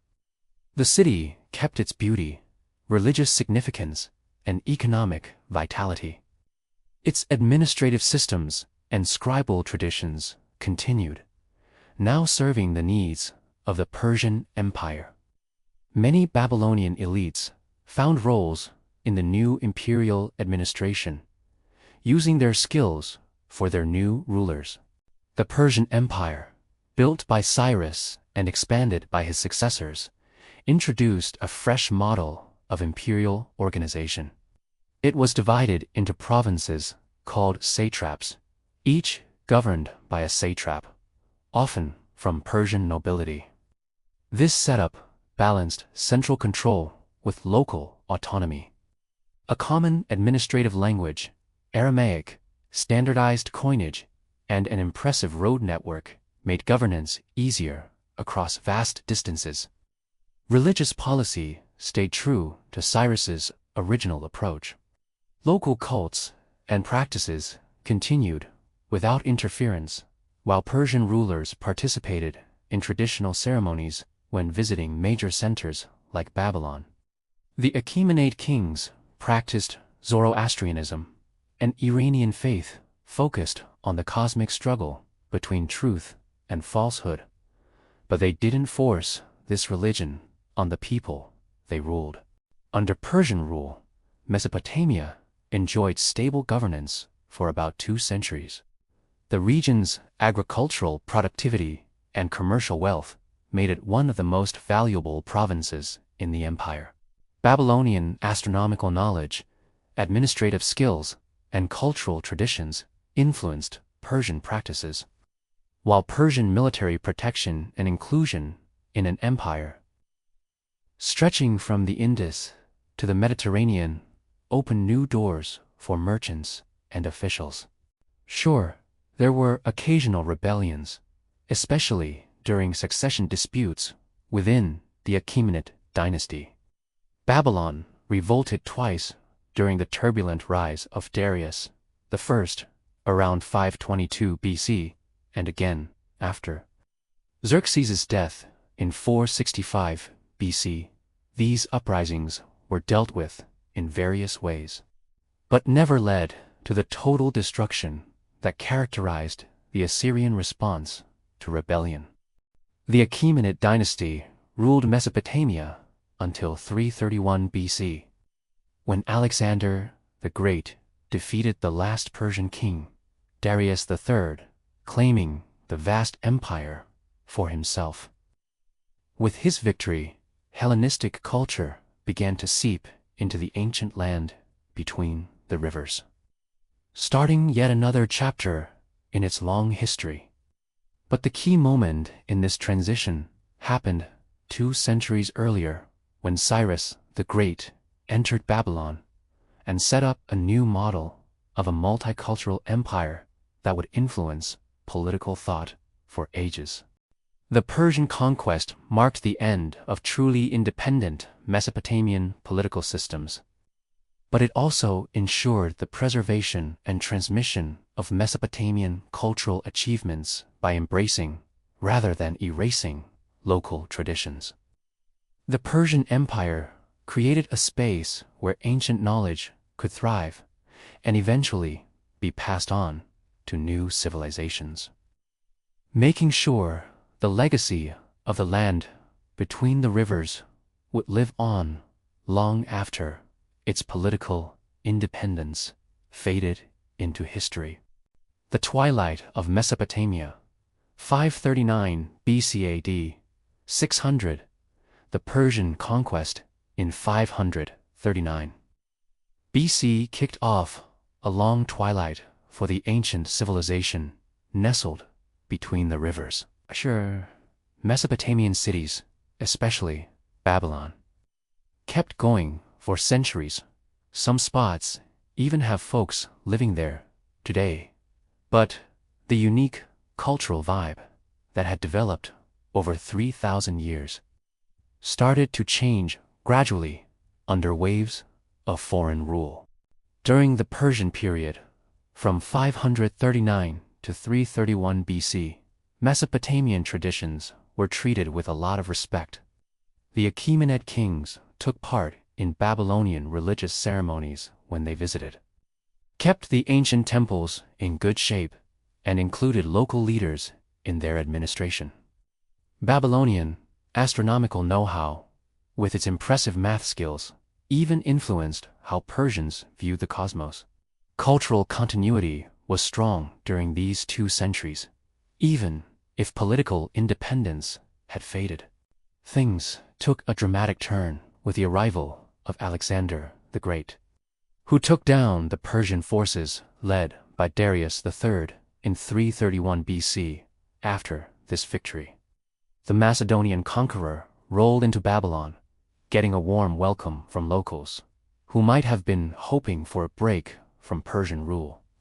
Alexander seemed to get how important the city was in history. He wanted to make Babylon the capital of his new Eastern Empire and kicked off some ambitious restoration projects for its temples and palaces.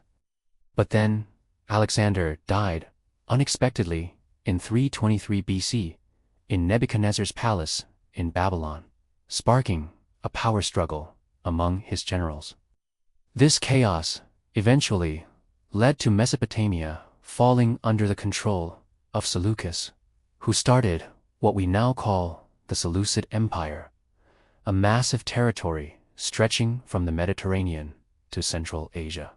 Instead of ruling from Babylon, Seleucus set up a new capital called Seleucia on the Tigris, about 90 kilometers north of the ancient city. This new Greek-style city, with its planned streets, theaters, gymnasiums, and administrative hubs, was a clear effort to plant Hellenistic culture right in the heart of the ancient land. Many people from Babylon slowly moved to this new city, lured by job opportunities and tax breaks, which led to a gradual decline in the old capital's population and significance. Under Seleucid rule, a rich cultural mix began to take shape. Greek became the go-to language for administration, and Greek architectural styles, art, and religious practices spread throughout the area. At the same time, traditional Mesopotamian temples kept running. Cuneiform writing was still used for religious and astronomical texts, and ancient literary works were copied and studied in special scribal centers. This blend of Greco-Mesopotamian culture really shines through in the intellectual developments of the time. Babylonian astronomical traditions, with their focus on predicting celestial movements mathematically, influenced Greek models of the cosmos. At the same time, Greek philosophy changed how Babylonian scholars viewed their own ancient traditions. A Babylonian priest even wrote a history of his homeland in Greek for a Seleucid ruler, Antiochus I, translating Mesopotamian traditions into a format that made sense to a Hellenistic audience. The Hellenistic era in Mesopotamia also saw some gradual shifts in religion. Traditional temple cults kept going, but with less state support than before. Greek gods were sometimes matched up with Mesopotamian ones, like Zeus with Marduk, Apollo with Nabu, and Artemis with Ishtar, creating a mix of worship styles. New religious movements, including mystery cults, philosophical schools, and astral religions, also gained followers in the region's cosmopolitan cities. Political control shifted again in the late Seleucid period as the empire weakened through internal dynastic conflicts and external pressures. The Parthians, an Iranian people from Central Asia, gradually expanded westward, capturing the eastern provinces of the Seleucid realm and eventually taking Mesopotamia itself around 141 BC. Their arrival marked another stage in the region's transformation. The Parthian period represented a partial return to Eastern cultural patterns after the Hellenistic interlude, while Greek remained an important administrative and cultural language. Aramaic gained increasing prominence, and Iranian cultural elements became more visible in art and royal ideology. The Parthians followed a decentralized governing approach, allowing considerable autonomy to local authorities, including Greek-style city councils and traditional temple administrations. During this era, Babylon continued its slow decline. Though still inhabited and maintaining some religious significance, it had been eclipsed by newer urban centers. Seleucia, on the Tigris, flourished as the region's primary city, with Ctesiphon, often across the river, emerging as the Parthian administrative center. Uruk, one of the oldest Mesopotamian cities, maintained surprising vitality, with its main temple complex dedicated to Ishtar remaining active well into the Parthian period. Culturally, the Parthian era saw the final phases of cuneiform writing, which had been the primary script of Mesopotamia for over 3,000 years. The latest known cuneiform astronomical text dates to AD 75.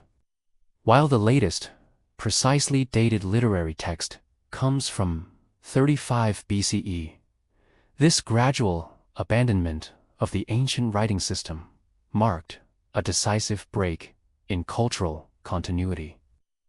Though many Mesopotamian traditions continued in translated forms or through oral transmission, religious developments during this period included the spread of Judaism throughout Mesopotamia, with important communities developing in major cities. The Babylonian Jewish community descended from those who had remained after the Persian authorized return to Jerusalem, became increasingly influential in Jewish religious thought, the beginnings of what would later develop into the Babylonian Talmud. A massive collection of rabbinic discussions on Jewish law and ethics took shape during these centuries. The final major imperial transition came when the Sassanid Persians overthrew Parthian rule in AD 224, establishing a more centralized and assertive Iranian state. Under Sassanid governance, AD 224 to 651, Zoroastrianism received strong state support, occasionally resulting in pressure on other religious communities. Administrative systems became more hierarchical, with increased tax demands and labor obligations placed on the population. Ctesiphon reached its peak as one of the world's greatest cities during this period, serving as the winter capital of the Sassanid Empire. Its legendary palace, with its enormous vaulted hall, stood as an architectural marvel that would influence Islamic building traditions centuries later. Other Mesopotamian cities continued functioning, though often at reduced size compared to earlier eras. The cultural landscape during these final centuries of pre-Islamic Mesopotamia was extraordinarily diverse. Mandaeans practiced their distinctive baptismal religion in southern marshlands. Manichaean missionaries spread the dualistic faith from Mesopotamian bases. Eastern Christianity established important centers, with the Church of the East, often called Nestorian by outsiders, developing distinctive theological traditions and missionary networks reaching as far as China. Jewish scholarly communities in Mesopotamia produced the Babylonian Talmud, completed around AD 500, which would become the most authoritative legal and ethical compilation in rabbinic Judaism. Simultaneously, in dwindling temples, the last priests maintaining ancient Mesopotamian religious traditions continued their increasingly isolated practices, their numbers diminishing with each generation. This diverse religious landscape was transformed again by the Arab-Islamic conquests of the 630s and 640s. After defeating Sassanid forces in the decisive Battle of Qadisiyah in 636, Arab armies gained control of Mesopotamia, which would become the heartland of the Abbasid Caliphate. When Baghdad was founded in 762, this new imperial center was built, just 30 kilometers from the ruins of ancient cities, often continuing the pattern of successive capitals rising near the remains of their predecessors. Under Islamic rule, the region, now increasingly called Iraq, referring to the lowlands, experienced cultural revitalization, but within an entirely different tradition. The ancient gods of Sumer and Akkad had been largely forgotten. Cuneiform writing had been abandoned. The ziggurats and temples had crumbled to ruins or been rebuilt as mosques and palaces. Even with all these big changes, some things stayed the same. For instance, the astronomical and mathematical knowledge from ancient Mesopotamia shaped early Islamic science. Plus, irrigation techniques that have been around since Sumer still supported farming. Old administrative practices and ideas from past empires also influenced how Islamic governance worked. Many folk beliefs and cultural traditions carried on in new forms. Their roots mostly forgotten, but still felt. The final disappearance of recognizably Mesopotamian cultural traditions is impossible to date precisely. Like a river flowing into marshlands, the distinctive civilization that had begun at Erud and Uruk in the 4th millennium BC gradually dissipated its waters, mixing with countless other streams to nourish newer cultural growth. Elements of Mesopotamian heritage persisted in Jewish communities, in astronomical knowledge, in irrigation practices, and in countless unrecognized influences on successive civilizations. Archaeological digs, starting in the 19th century, uncovered the amazing history of ancient Mesopotamia. They cracked the code of cuneiform writing, dug up ziggurats, and brought royal palaces back to light after years of being buried. This area gave us the first cities, writing, and legal codes, totally changing how we see our own beginnings. Today, the physical legacy of ancient Mesopotamia remains embedded in the landscape of modern Iraq and Syria, in archaeological sites, museum collections, and the genetic and cultural heritage of contemporary inhabitants. Yet perhaps the most profound legacy lies in foundational concepts that shaped subsequent civilizations. The organization of urban communities, the development of writing for record-keeping and literature, the codification of laws, the practice of mathematics and astronomy, and the creation of complex religious systems seeking to explain humanity's place in the cosmos. The tale of ancient Mesopotamia wraps up not with a big finale, but with a slow shift and spread of influence. It's like moving from a direct cultural thread to an indirect legacy, from living traditions to memories we piece together. This shows how human civilization really works. It's not about neat chapters with clear starts and ends, but a continuous flow of influence and change where each generation builds on, tweaks, and sometimes rediscovers what those before them accomplished. Mesopotamia's legacy still shapes our world today.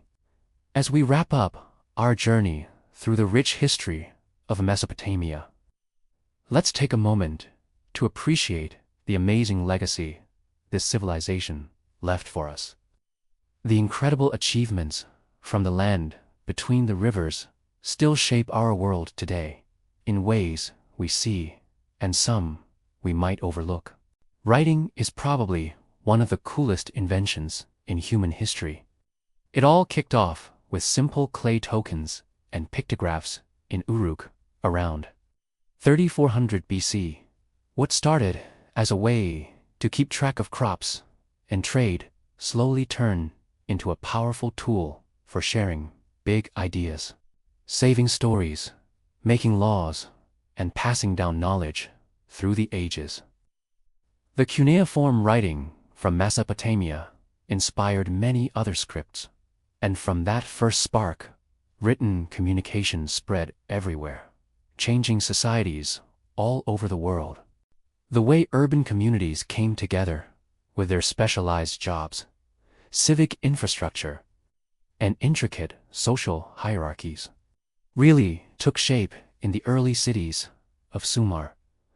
This is where people first faced challenges that still resonate today, figuring out how to govern crowded populations, manage shared resources, regulate economic activities, and keep social order amid competing interests.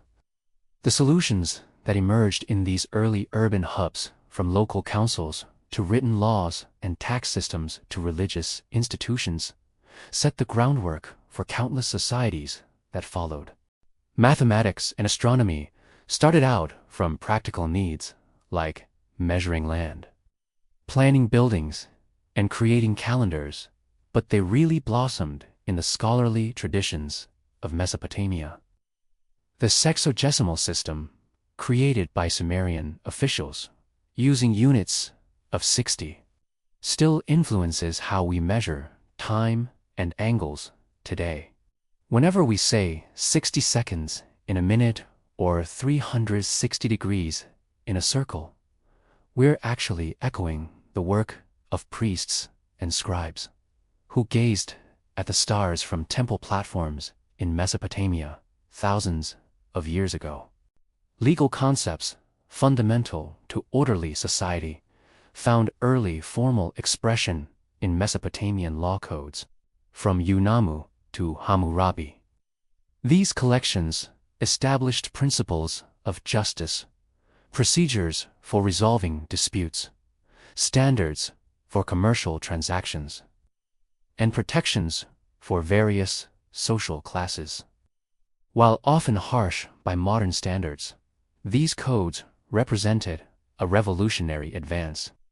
The concept that law should be publicly known, consistently applied, and derived from something beyond the ruler's momentary whim. This principle of established law, rather than arbitrary authority, underlies all modern legal systems.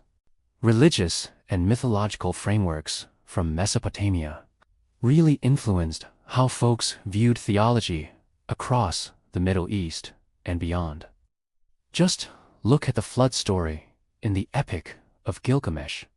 It shares some striking similarities with later biblical tales. Themes like divine justice, the clash between order and chaos, and how humans relate to supernatural forces all pop up in Mesopotamian texts, leaving a lasting impact on later religions.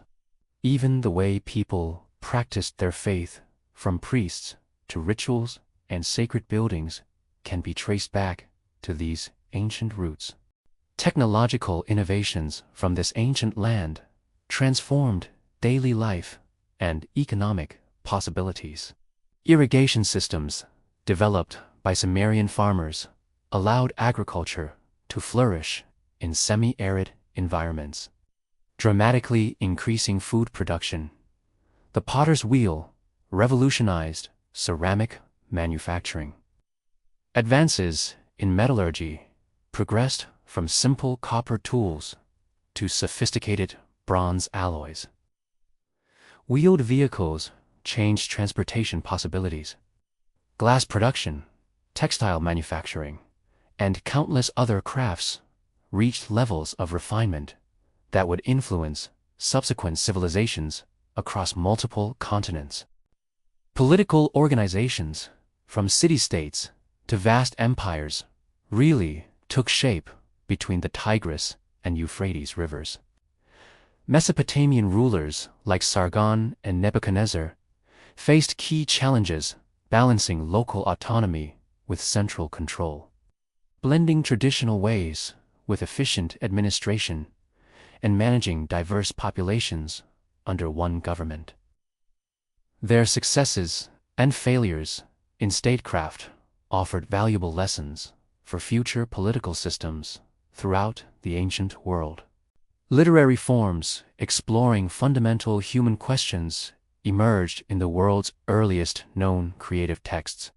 The Epic of Gilgamesh confronts mortality, friendship, and the search for meaning in the face of inevitable death. Wisdom literature offered reflections on justice and suffering that would find parallels in later works like the biblical Book of Job. Creation myths explored humanity's place in the cosmic order.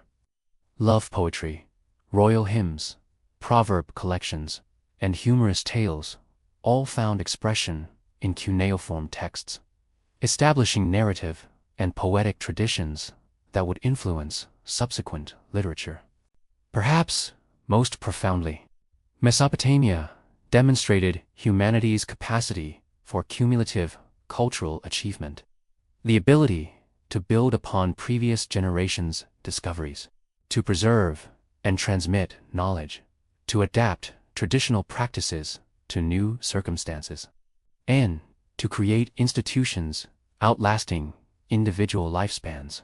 This fundamental aspect of human civilization, our ability to stand on the shoulders of those who came before us, found its first sustained expression in the long cultural continuity between the rivers.